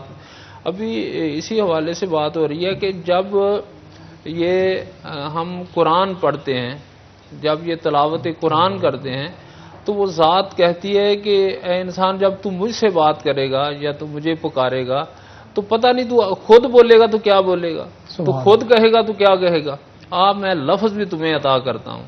اگر تو نے کائنات کے خالق سے بات کرنی ہے تو پھر لفظ بھی میں دیتا ہوں جس میں تو مجھ سے بات کر. ٹھیک. اور جب تو بات کر لے پھر اپنی نماز کی صورت میں پھر تو دعا مانگ، اپنے الفاظ سے مانگ، پھر میری کریمی دیکھ میں تمہیں کس طرح عطا ٹھیک ہے. کرتا ہوں. سبحان اللہ سبحان اللہ. ہمارے ساتھ پیر محمد صدیق اور رحمان احمد خالقی صاحب تشریف رکھتے تھے، ان کے ساتھ ساتھ علامہ سید فضل عباس قادمی صاحب تشریف رکھتے تھے. آپ دونوں کا بہت شکریہ ہمیں جوائن کرنے کے لیے. امید کرتے ہیں اللہ تعالیٰ ہمارے ذہنی سٹریس کو، ذہنی دباؤ کو جو ہے وہ ہمارے لیے آسان کرے، ہمارے لیے آسانی اور سکون والی زندگی جو عطا کرے. ایک چھوٹا سا وقفہ، وقفے کے بعد دوبارہ حاضر ہوں گے، ہمارے ساتھ رہیے گا.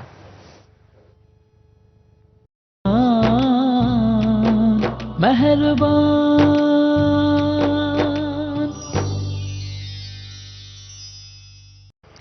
ویلکم بیک ناظرین. رمضان ٹرانسمیشن کا سلسلہ جاری ہے اور میں ہوں آپ کا نیاز مند ظفر ڈوگر. آپ سوچ رہے ہیں کہ ابھی تو شیراز بٹ یہاں بیٹھے ہوئے تھے، وہ کدھر چلے گئے؟ کہیں نہیں گئے، ابھی وہ کچن میں ہیں اور ابھی آپ کی بات کرواتے ہیں شیراز بٹ سے. Shiraz Butt, over to you. Thank you so much. Welcome back ناظرین. آپ دیکھ رہے تھے ظفر ڈوگر صاحب کو، سن رہے تھے ظفر ڈوگر صاحب کو جو کہ ہمارے ہیڈ ہیں، ہمارے رہنما ہیں، ہمارے بیورو چیف ہیں، سٹی 41 کی جان ہے، آن ہے اور شان ہے. ظفر ڈوگر صاحب اس وقت ہمارے ساتھ اسٹوڈیو میں موجود ہیں اور یہ ہماری خوش قسمتی ہے کہ ظفر ڈوگر صاحب نے ہمیں جوائن کیا ہے. بہرحال اپنے سیگمنٹ کو آگے بڑھاتے ہیں، اس کے بعد ظفر ڈوگر صاحب سے بھی گفتگو کریں گے. رمضان ٹرانسمیشن کچھ پورا پلان کیا جاتا ہے، اس میں صرف ہم آپ کو نظر آنے والے ہوتے ہیں. جو پوری پلاننگ ہوتی ہے اس کے پیچھے پوری جو راتیں جاگنے کی پورے پلان ہوتے ہیں، پورا اس کے بارے میں جو منصوبہ بنایا جاتا ہے اس میں ظفر ڈوگر صاحب اس کو ہیڈ کر رہے ہیں. ہی از دا پائلٹ آف دا شپ. سو ان سے بھی گفتگو کریں گے، لیکن اس سے پہلے میں آپ کو بتا دوں کہ میں اس وقت کچن میں موجود ہوں. ہمارے ماسٹر شیف ایتھن کالج سے وہ بھی ہمارے ساتھ موجود ہیں. اور میں بتا دوں کہ میرے آؤٹ فٹ جو میرے آپ کو وارڈروب نظر آ رہی ہے، یہ وارڈروب اسپانسرڈ بائی ڈینس ٹیون بائی صاحب جیز. اور اگر آپ صاحب جی سے شاپنگ کرنا چاہ رہے ہیں تو دیر مت کیجیے، عید قریب ہے. ڈینس ٹیون بائی صاحب جی سے شاپنگ کیجیے. آپ ڈینس ٹیون بائی صاحب جی سے آن لائن بھی شاپنگ کر سکتے ہیں. اگر آپ گھر سے باہر نہیں نکلنا چاہتے تو آن لائن بھی ان کے ڈریسز جو ہیں وہ اویلیبل ہیں، وہاں سے آپ شاپنگ کر سکتے ہیں. شلوار قمیض خرید سکتے ہیں، کرتے خرید سکتے ہیں، شیروانی تک خرید سکتے ہیں اور اس کے ساتھ ویسٹ کوٹ بھی خرید سکتے ہیں. مختلف کلرز ہیں، لائٹ کلرز بھی ہیں، ڈارک کلرز بھی ہیں. تو ضرور ڈینس ٹیون بائی صاحب جی سے شاپنگ کیجیے. میں چلتا ہوں اپنے کچن میں اور جا کر کے پوچھتا ہوں اپنے ماسٹر شیف سے. ابو ذر اور ارزا میرے ساتھ موجود ہیں. السلام علیکم ابو ذر. السلام علیکم ارزا. کیسے ہیں آپ؟ ٹھیک ٹھاک ہیں. تو آج ہمارے لیے آپ کیا بنانے جا رہے ہیں؟ جی شیراز، آج ہم بنا رہے ہیں چکن ڈائکا.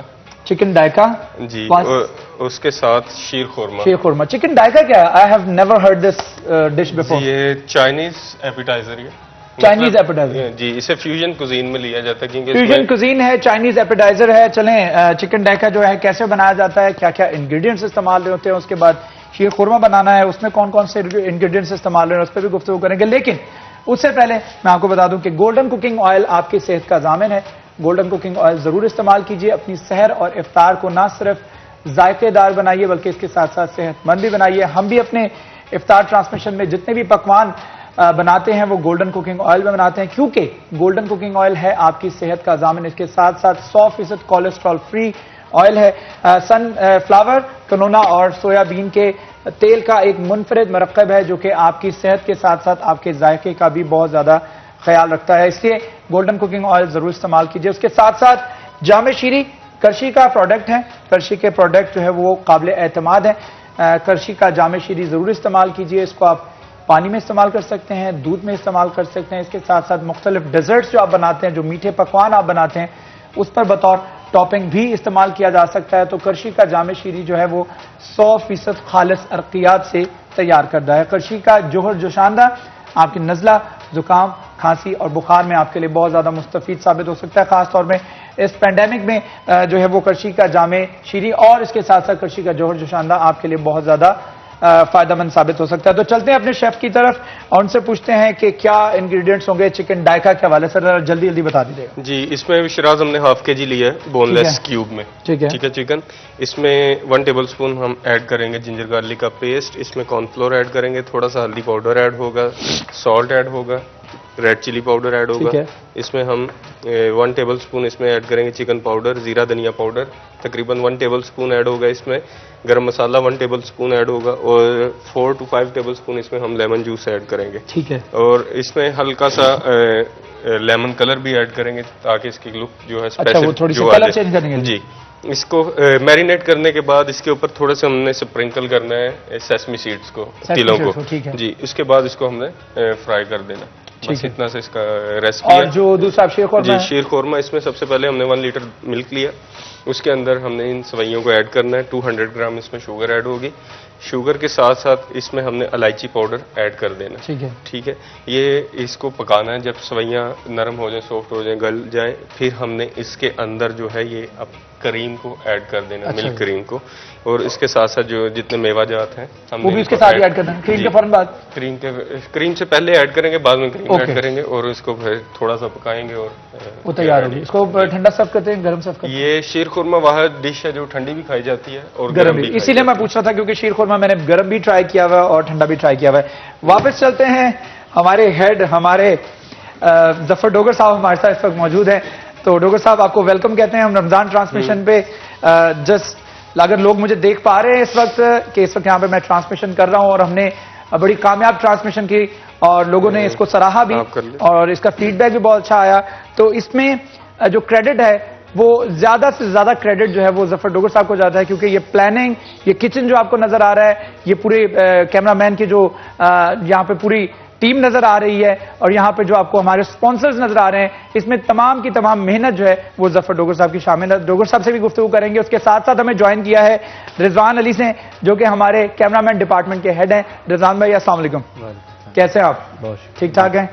ये वो लोग बैठे हुए हैं जिनकी वजह से आज ये ट्रांसमिशन जो है वो मुमकिन हो पा रही है, तो इनसे भी गुफ्तगू करेंगे, इनको भी अपने ट्रांसमिशन का हिस्सा बनाएंगे क्योंकि ये भी हमारे हैं बहुत स्पेशल गेस्ट। मैंने शुरुआत में आपको कहा था कि ये ट्रांसमिशन बहुत ज्यादा खास और बहुत ज्यादा स्पेशल होने वाली है। उसकी वजह यही है कि आज हमें जफर डोगर साहब ने ज्वाइन किया है और रिजवान अली भाई ने ज्वाइन किया है। तो बहुत शुक्रिया आपका, both of you, for joining me. Zafar Dogar साहब आपसे शुरुआत करना चाहूंगा, कैसा लग रहा है, कैसा फीडबैक जब लोगों का पॉजिटिव आता है कि आपने एक अच्छी ट्रांसमिशन की, एक अच्छा रमजान ट्रांसमिशन, एक और ट्रांसमिशन की, बल्कि ये कहूंगा तो गलत नहीं होगा, तो कैसा महसूस है, क्या फीलिंग्स आती हैं, जरा शेयर कीजिएगा। बहुत शुक्रिया शिराज। सबसे पहले तो मैं ये कहूँगा कि हमारे यहाँ जो मशरकी कल्चर है इसकी एक खूबसूरती ये है कि इसमें जो रियल कल्चर है उसमें आजिज़ी इंकसारी है, उसमें रख रखाव है, वज़ादारी है। आप सब कुछ करके भी उसका क्रेडिट आपने किसी बड़े को दे देते हैं, ये बहुत अच्छा लगा मुझे। मैं समझता हूँ मुझ सबसे ज़्यादा मेहनत शिराज भट्ट की है, रिजवान अली की है, आरफ भाई जो बैठे हैं प्रोड्यूसर, हमारे सीनियर प्रोड्यूसर, सब कुछ वो जो टीम वर्क सारा कुछ वहाँ से कर रहे हैं, उस्मान है डीजे, बाकी प्रोड्यूसर सारे, एक एक का नाम मैंने लेता जाऊँगा, बल्कि लेना ज़रूरी है कि किस तरह दिन रात उन्होंने मेहनत की, घंटों के हिसाब से तैयारी की और सारा जो पहले प्रोजेक्ट बना, पायलट प्रोजेक्ट हुआ, जो सारी हमने उसकी निटिग्रिटी तय की, उसको जिस खूबसूरती के साथ आप लोगों ने इसको एग्जीक्यूट किया और आपकी घंटों तवील रोज़ाना 4-4 घंटे की ट्रांसमिशन और फिलबदी बोलते जाना Siraj, really I must say कि अल्लाह ताला ने आपको बहुत सलाहियतों से नवाजा है। बहुत खूबसूरत आपने ये ज़बरदस्त पूरा महीना ज़बरदस्त ट्रांसमिशन रही, रमज़ान ट्रांसमिशन। सिटी 41 को अल्लाह ताला इसी तरह शाद आबाद रखे और इसी तरह हज़ारों रमज़ान ट्रांसमिशन हम देखें और शहरी देखें। और रिजवान साहब की टीम जिस तरीके से सारे, राशिद अली कैमरामैन है, नईम सलीम, राजू और अब्दुल्ला है और इसके साथ साथ वहीद ने बहुत अच्छा काम किया और एक रह गए मेरा ख्याल रहमान। तो ये मतलब कैमरामैनों के पॉइंट ऑफ व्यू से मैं देखता हूँ तो बड़ी ज़बरदस्त घंटों के हिसाब से इन्होंने ज़बरदस्त काम किया। आरिफ भाई वो तो जितनी तारीफ करें कम है, सच्ची बात। आरिफ अली साहब जिन्हें आरिफ भाई हम प्यार से कहते हैं, मैं कहता हूँ कि हीरा है बिल्कुल। और उनके साथ हारिस, अब देखें हारिस को वैसे ही एक सोर्स ऑफ इंस्पिरेशन है इस वक्त कि कितना वेट था उनका और वो कितना रिड्यूस कर लिया। इतनी, इसका मतलब ये कि वो उसकी ज़ात जो है हारिस की एक, आप अगर उसको आइडियलाइज करना चाहें इस हवाले से कि अगर बंदा एक डिसाइड कर ले कि मैंने कुछ करना है, तो हम कभी सोच नहीं सकते थे कि हारिस भाई अपना वेट इतना रिड्यूस करके इतने स्मार्ट हो जाएंगे। अभी और वो लगे हुए हैं और करने में। तो मैं कहता हूँ कि हर शख्स अपनी ज़ात में एक भरपूर अपना अपना हिस्सा अदा कर रहा है। نہ صرف رمضان ٹرانسمیشن میں بلکہ حقیقی لائف میں بھی اپنا بڑا حقیقی لائف میں بھی اپنا حصہ ادا کر رہا ہے. اور بالکل سچ کہا ظفر ڈوگر صاحب نے کہ کس طریقے سے کیمرامین ڈپارٹمنٹ جو ہے ان کی بہت زیادہ کوششیں اور کاوشیں شامل ہیں. 4-4 5-5 گھنٹے صرف کھڑے رہنا اور ساتھ میں کنسنٹریٹ کرنا کیمرے کے اوپر کہ کیمرہ فریم نہ ہل جائے, پیننگ نہ ہل جائے, زوم ان زوم آؤٹ خراب نہ ہو جائے, اور اس کے بعد انسٹرکشن سنتے رہنا. یہ کتنا مشکل ہوتا ہے, صرف بولنا آسان ہے, کرنا انتہائی مشکل ہے. تو یہ کیا کیا ایکسپیرینس ہوتے ہیں, اس میں تجربات کیا ہوتے ہیں, رضوان علی صاحب سے بات کرتے ہیں. رضوان صاحب, thank you so much for joining us. بہت شکریہ, آپ نے ہماری رمضان ٹرانسمیشن, بلکہ آپ کی رمضان ٹرانسمیشن کو جو ہے وہ آج بھی اس دفعہ بھی کامیاب بنایا ہے. کیا کہیں گے ایک پورے کیمرامین ڈپارٹمنٹ کے حوالے سے, کتنی محنت ہوتی ہے, کس طرح سے ڈیزائن کرتے ہیں, کس طرح سے مینیج کرتے ہیں, ذرا شیئر کیجیے گا. جی بہت شکریہ بٹ صاحب. میں سب سے پہلے تو سٹی نیوز نیٹ ورک کو یہ مبارکباد پیش کرنا چاہتا ہوں کہ ہمیشہ کی طرح جو کیمرہ مین کیمرے کے پیچھے کام کرتے ہیں, آج ان کو موقع ملا کہ وہ اسکرین پر لوگوں کے سامنے ہیں. اور یہ اعزاز بھی ہمارے باس ڈوگر صاحب کو, عارف بھائی کو, یہ سب ان کی محنت ہے اور جو کیمرے کے سامنے ہیں. ورنہ بظاہر ایک لفظ جو ہے کہ کیمرے کی آنکھ آپ کو دیکھ رہی ہے, اس کیمرے کے ساتھ کیمرہ مین جو کیمرہ آپریٹ کر رہا ہوتا ہے وہ اپنے اینگل سے, اپنے زاویے سے کس طرح سے وہ فوٹیج بنا رہا ہوتا ہے. میرا خیال ہے کہ وہ اسکرین کے اس طرف جو بندہ بیٹھا ہے وہ کبھی اندازہ نہیں لگا سکتا. تو میں سمجھتا ہوں کہ یہ بڑا اچھا اقدام ہے کہ ہمیں بھی اس طرح کا موقع ملا کہ ہم اسکرین پر آئے. اب دیکھیں, کیمرہ آپریٹ کرنا, ساتھ میں کیمرے کی سوئچنگ کرنا, یہ بڑا امپورٹنٹ کام ہوتا ہے. خاص طور پر کیمرہ مین کو ہر وقت ویجیلنٹ رہنا پڑتا ہے کہ کس وقت وہ انسٹرکشن جو ہے اس کو مل جائیں. جس طرح میں ابھی انسٹرکشنز تو نہیں دوں گا, میں ریکویسٹ کروں گا, ہمارے کیمرہ مین راشد جو ہیں اس وقت کچن میں موجود ہیں, تو میں ان سے ریکویسٹ کروں گا کہ وہ بھی آ کر ہمارے ساتھ اس کانورزیشن کا, اس ٹرانسمیشن کا حصہ بنے. تو دیکھا آپ نے جس طرح یہ کیمرہ, ہم کوشش کرتے ہیں کہ کیمرہ مین جو ہمارا نارملی تاثر یہ ہوتا ہے کہ کیمرہ مین جو نظر نہیں آنا چاہیے, لیکن آج میں اس لیے چاہ رہا ہوں کہ کیمرہ مین ہمارے نظر آئیں کیونکہ انہوں نے بہت محنت کی ہے, اور میں نے خود دیکھا ہے انہوں نے محنت کی ہے. یہ وہیں پہ کھڑے ہو کے جمائیاں لے رہے ہوتے ہیں, لیکن اس کے باوجود وہ لگے ہوتے ہیں. 4-4 5-5 گھنٹے کی محنت ہوتی ہے. تو راشد, میں آپ سے بات کرنا چاہوں گا کہ کتنی محنت کرتے ہیں. مطلب ایک طرف آپ کو انسٹرکشنز مل رہی ہیں کہ کیمرہ پیننگ نہیں ہونا چاہیے, زوم ان زوم آؤٹ جو ہے وہ برابر رہے, تو یہ 4-5 گھنٹے شاید بریک پر اینکر جو ہے وہ ریلیکس ہو جاتا ہو کچھ سیکنڈز کے لیے, لیکن کیمرہ مین تو اس وقت بھی بڑا ویجیلنٹ رہتا ہے کہ کب مجھے آواز آنی ہے, اور کیمرہ مین نے فوری طور پر ریڈی کرنا ہے, اور اس کو بریک ختم ہونے سے پہلے 10-15 سیکنڈ پہلے اپنا کیمرہ ریڈی کرنا پڑتا ہے. تو کیا تجربہ ہوتا ہے, بتائیے گا. تھینک یو سو مچ سر. سب سے پہلے تو آپ کا شکریہ کہ آپ نے موقع لیا یہاں پہ. دوسرا سر, یہاں پہ تقریباً 4 گھنٹے ہم نے یہاں پہ کھڑے ہیں. سب سے زیادہ مزہ اس وقت آتا ہے جب وہاں پہ ہوتے ہیں حارث بھائی. اب حارث بھائی نا وہ بنوا رہے ہوتے ہیں فریم کے, کیم 1 نکل جاؤ, کیم 2 آ جاؤ. 2 دن پہلے کی بات ہے, وحید کو کہہ رہے کہ جلدی جلدی نا فریم دو مجھے. اب وحید نے بڑی مشکل سے فریم بنایا, تو بعد میں کیا کہہ رہے ہیں کہ نہیں میں نہیں دوں گا, یہ فریم نہیں لوں گا. اس وقت نا یہ بڑا کنفیوژن ہوتا ہے کہ تقریباً 5 کیمرے یہاں پہ اب یہ آ رہے ہیں, کبھی جا رہے ہیں, نہ ہو رہی ہے تو اس پہ ہم سین دے رہے ہیں, ایک سین, اور ڈفرنٹ جیسے سین وغیرہ دینے ہوتے ہیں. اس کے بعد آپ کو دیکھنا ہوتا ہے آپ کیا کہہ رہے ہیں. کچن جب شروع ہو جاتا ہے تو کچن میں ایک چیز دکھا رہے ہیں ہم, رضوان صاحب گائیڈ کر رہے ہوتے ہیں, وہاں پہ کھڑے ہوتے ہیں کہ جو آڈیو کا نہیں کسی کو آ رہی تو یہ گائیڈ کر رہے ہوتے ہیں. تو ایسا چل رہا ہوتا ہے. ٹھیک ہے, میں اب ریکویسٹ کروں گا راجو سے بھی, ہمارے کیمرہ مین ہے نعیم سلیم. یہ وہ ٹیم ہے جو کہ ظفر ڈوگر صاحب نے سلیکٹ کی ہوئی ہے.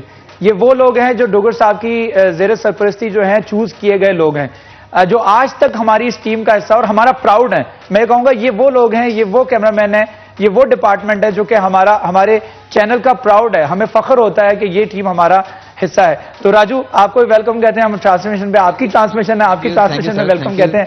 آپ پورا مہینہ کیمرے کے پیچھے رہے ہیں, صرف فرق یہ رہا ہے کہ آج کیمرے کے آگے آ گئے ہیں. ہم آپ کو روزانہ دیکھتے ہیں, ناظرین آپ کو پہلی دفعہ دیکھ رہے ہیں, تو کیا کہیں گے, کیسا ایکسپیرینس ہوتا ہے کیمرے کے پیچھے اور اب کیمرے کے آگے؟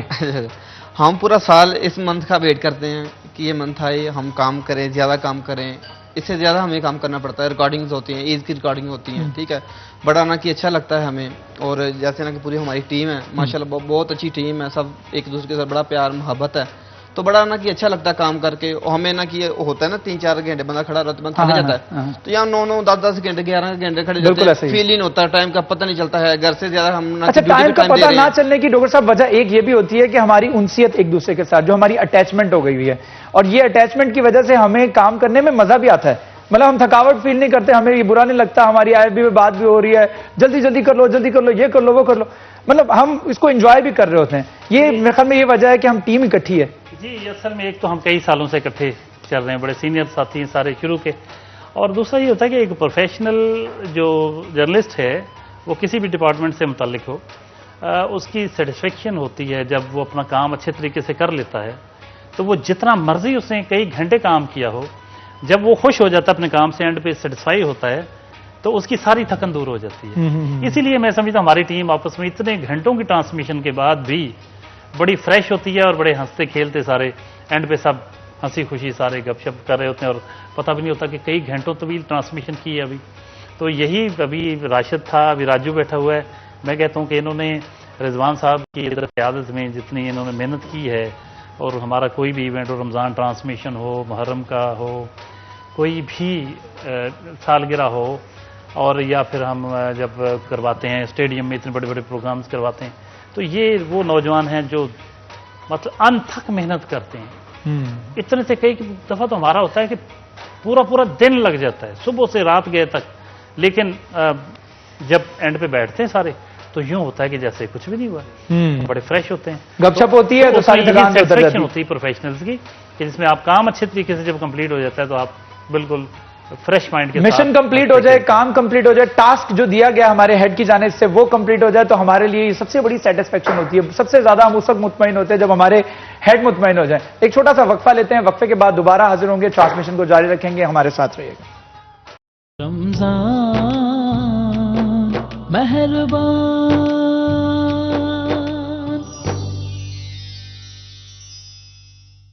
Welcome back. رمضان کی خصوصی نشریات رمضان مہربان میں آپ کو خوشامدید. ہمارا آخری سیگمنٹ جاری ہے جس میں ہمارے بڑے پیارے پیارے مہمان ہمارے ساتھ تشریف رکھتے ہیں. ہمارے ہی چینل کا حصہ, ہمارے ہی ہیڈ ظفر ڈوگر صاحب ہمارے ساتھ تشریف رکھتے ہیں, ان کے ساتھ ساتھ رضوان علی بھی ہیں. رخ کرتے ہیں مزید کیمرہ مین کے حوالے سے گفتگو کی جا رہی تھی کہ جو بیوٹی کیمرے کے سامنے آپ کو دکھائی جاتی ہے, جو چہرہ آپ کو کیمرے کے سامنے دکھایا جاتا ہے, اس کے پیچھے بھی ایک دکھانے والا ہوتا ہے, اور وہ ہوتا ہے کیمرہ مین. اور کیمرہ مین کتنی محنت کرتا ہے. اس رمضان ٹرانسمیشن کے حوالے سے خاص طور پر بات کی جائے, وہ سحری ٹرانسمیشن ہو, وہ افطاری ٹرانسمیشن ہو, 4-4 5-5 گھنٹے کھڑے رہنا اور کیمرے کو ہولڈ رکھنا, کیمرے کا زوم ان زوم آؤٹ, اس کا وائٹ بیلنس, یہ تمام ٹرمز تو مجھے بھی اب یاد ہو گئی ان کے ساتھ رہ کے. تو ہمارے ساتھ وحید محمود موجود ہیں, جو اکثر ہم کہتے ہوتے ہیں کیمرہ مین وحید محمود کے ساتھ شراز بھٹ. تو یہ ہیں وہ وحید محمود جو جن کا نام آپ سنتے ہوتے تھے, جو اس وقت مسکرا رہے ہیں ماشاءاللہ, اسکرین پہ کیمرہ آپریٹ کرتے ہوئے نظر بھی آ رہے ہیں. وحید کیسے ہیں آپ؟ السلام علیکم. وعلیکم السلام. کیسے ہیں آپ؟ ٹھیک ٹھاک ہیں؟ محنت کر رہے ہیں الحمدللہ, ٹکا کے زبردست. انشاءاللہ. روزے رکھ رہے؟ تقریباً تھوڑے سے رکھے. اچھا تھوڑے سے رکھیں, باقی کیوں نہیں رکھے؟ بس محنت زیادہ ہو جاتی ہے یا دل نہیں کرتا؟ بس کچھ رضائی الہی سمجھ. چلیں رضائی الہی سمجھ لیتے ہیں آپ کی کوئی نہ کوئی مجبوری ہوگی جس کی وجہ سے آپ نے روزے چھوڑے ہوں گے. بہرحال آپ کی محنت کے حوالے سے ہم گفتگو کر رہے ہیں. سیٹ پہ جتنی آپ محنت کرتے ہیں, 4-4 5-5 گھنٹے کام کرنا, اسی طریقے سے اسی پوسچر میں کھڑے رہنا جس پوسچر میں آپ ابھی کھڑے ہیں, کتنا مشکل ہوتا ہے, کیا چیلنجز ہوتے ہیں, اپنے سینئر سے کیا سیکھا بتائیے گا. سینئر سے تو ماشاءاللہ میں نے کافی کچھ سیکھا ہے. ہمارے رضوان صاحب, سر ظفر صاحب ہر وقت مجھے ٹریٹ کرتے ہیں, میری چھوٹی چھوٹی باتیں اگنور کر کے انہوں نے مجھے بڑا ٹریٹ کیا. سچ میں نے ان سے سب سے بہت کچھ سیکھا ہے. ٹھیک ہے. اچھا محنت کے حوالے سے کیا کہیں گے, کیسا تجربہ, کیسا ایکسپیرینس؟ تو آپ ہی پوچھ سکتے ہیں ان کے میں نے کیا کیا ہے, ان سے پوچھ سکتے ہیں اپنے. چلیں وہ رضوان صاحب سے پوچھ لیں گے. تھینک یو سو مچ. وحید محمود ہمارے ساتھ موجود تھے, جس کے حوالے سے آپ سٹی 41 پہ اکثر سنتے تھے کیمرہ مین وحید محمود کے ساتھ. آج وہ وحید محمود آپ کو دکھا دیا, شکوہ نہ کیجیے گا. ہمارے ساتھ عثمان بھی موجود ہیں, ان سے بات کرتے ہیں. عثمان السلام علیکم. وعلیکم السلام. پی سی آر میں کتنے چیلنجنگ کام ہوتے ہیں, کیا کیا کچھ ہوتا ہے, ذرا شیئر کیجیے گا, کیسا تجربہ رہا؟ پی سی آر مین جو آپ کا سارا چیزیں کنٹرول ہو رہی ہیں وہ پی سی آر سے ہو رہی ہیں. کیمرے بھی وہیں سے آپریٹ ہو رہے ہیں, یہاں پہ کیمرہ مینز ہوتے ہیں, سوئچنگ وہاں سے ہوتی ہے, سوئچر وہاں چل رہا ہے, آڈیو آپ کی وہاں سے جا رہی ہے. آل اوور جتنی بھی ٹرانسمیشن ہے, بیسک جو ہے اس کا وہ ٹیکنیکل ڈپارٹمنٹ ہوتا ہے جو پیچھے بیٹھا ہے اس کو کنٹرول کر رہا ہوتا ہے. پروڈیوسر سوئچنگ کر رہے ہوتے ہیں, آڈیو پہ بچے بیٹھے ہوتے ہیں, فکس لنک اور یہاں سے جا رہا ہوتا ہے, اپ لنک ہوتا ہے, یہاں سے آپ کی فیڈ جاتی ہے, سیٹلائٹ پہ، وہاں سے پھر لاہور میں ڈاؤن کرتے ہیں. یہ ساری چیزیں جو ہیں یہ PCR سے چل رہی ہوتی ہیں. اچھا، لوگوں کو اکثر لگتا ہے کہ اسکرین کے اوپر جو چیز نظر آ رہی ہے نا وہ صرف جو بولنے والا ہے وہ دکھا رہا ہے، اس کا کمال ہے. لیکن جو ہم اینڈ پہ کریڈٹس چلاتے ہوتے ہیں، اکثر کوئی پروگرام چلتا ہے نا اس کے اینڈ پہ کریڈٹس چلتے ہیں، تو کریڈٹس میں پتہ لگتا ہے کہ اس میں کون کون شامل تھا اور کس کس کی محنت اس میں شامل تھی. تو اس میں پھر اسپیشل تھینکس آتا ہے پروڈکشن کا. پروڈکشن، کیونکہ پروڈکشن کی وجہ سے پتہ لگ رہا ہے کہ کیمرہ کب کب سوئچ ہو رہا ہے، کب کون بول رہا ہے، کس کے پاس کس پر کیمرہ جانا ہے، بریک کب لینی ہے، کتنی دیر کا بریک ہوگا، کب واپس آنا ہے، کس کے اوپر کیمرہ رکھنا ہے، کون بولے گا، مائک کس کا چل رہا ہے کس کا نہیں چل رہا، آڈیو کس کی بریک ہو رہی ہے. یہ تمام تر معاملات جو کہ آپ کو اسکرین کے اوپر بیوٹیفائی کر کے دکھائے جا رہے ہوتے ہیں اور وہ پرفیکشن کے ساتھ آپ کے پاس لائیو جا رہے ہوتے ہیں، وہ صرف اور صرف پروڈکشن ڈپارٹمنٹ جو ہے، جس میں عارف بھائی ہمارے شامل ہیں، عثمان ہے، حارث ہے، اس کے علاوہ ہمارے NLE محسن ہے، یہ ان تمام لوگوں کی محنت شامل ہے. فروخ ہے، اس کے علاوہ جو ہے وہ حذیفہ ہے، سیف ہے، یہ تمام لوگوں کی محنت جو ہے وہ اس میں شامل ہے. یہ جو میں نے نام لیے ہیں، اگر کسی کا مس کر دیا ہو تو وہ بھی اس میں شامل ہے، برا مت مانیے، شہباز بھی شامل ہے، تو ان کی بھی محنت شامل ہے. لیکن اس کے علاوہ ادر دین دیٹ میں ڈاکٹر صاحب نام لینا چاہوں گا ہمارے کیمرہ مین عبداللہ جو ہے، ان کی بھی بڑی محنت ہے. ان کو میں نے ہمیشہ ماسٹر پہ پایا اور اسی طریقے سے کھڑے پایا الحمدللہ. اور اس کے ساتھ ساتھ عبد الرحمان، یہ ہمیشہ میرے بڑے اچھے اچھے فریم دیتے ہیں. عبد الرحمان کی اس میں بڑی محنت ہے. عبد الرحمان نے بہت زیادہ اس میں محنت کی ہے. میں نے جب بھی نظر اٹھا کے اپنے کیمرے کی طرف سامنے دیکھا ہے تو عبد الرحمان کو ہنستا ہوا پایا ہے، ہنستا ہوا پایا ہے. میں نے اس کو اسمائلنگ فیس اس کا جو ہے نا، کبھی میں نے اس کے چہرے کے اوپر اسٹریس نہیں دیکھا. تو یہ ایک بڑی اچھی جو ہماری ٹرانسمیشن کو کامیاب بنانے کا جو ایک محنت جو سب کی شامل ہے، اس محنت میں ہمارے وہ آفس بوائے تک شامل ہے، جس میں اویس ہے، جس میں سہیل ہیں. انہوں نے بڑی محنت کی ہے، انہوں نے بہت زیادہ محنت کی ہے. یہ ہماری بھوک، ہماری پیاس کا خیال رکھتے ہیں. جب افطار ہوتی ہے تو ڈاکٹر صاحب باقاعدہ طور پر گلاس لے کے آنا، کراکری لے کے آنا، پھر بار بار پوچھنا کہ ڈاکٹر صاحب کچھ اور تو نہیں چاہیے، کچھ اور تو نہیں چاہیے. تو یہ تمام چیزیں جو ہیں یہ ساتھ لے کر چلتے ہیں ہم. اگر اس میں سے ایک شخص بھی مس ہوگا نا تو ہمارے لیے ٹرانسمیشن کو مکمل کرنا انتہائی مشکل ہو جائے گا.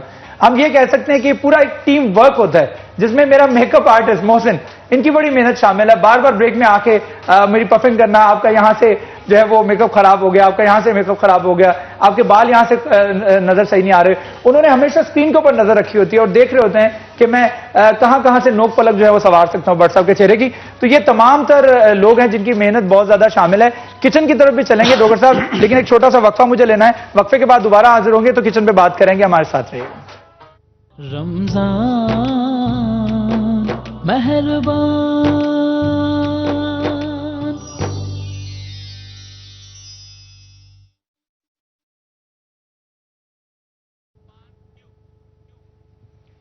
ناظرین، اس وقت ہم کچن میں ہیں اور آپ دیکھ رہے ہیں کہ زبردست قسم کے انہوں نے مینیو جو تھا وہ تیار کیا ہے. چکن ڈائکا ہے اور شیر خورما ہے، اور میں سمجھتا ہوں کہ پورا رمضان اسی طرح انہوں نے بہت خوبصورت یہ جو ہمارے میل اینڈ فیمیل شیف ہیں ارزا اور ابو ذر، بہت خوبصورت طریقے سے انہوں نے بڑی زبردست مزیدار بہت ڈیلیشیس ڈشز تیار کی ہیں اور ہمارے مہمانوں کو کھلائیں.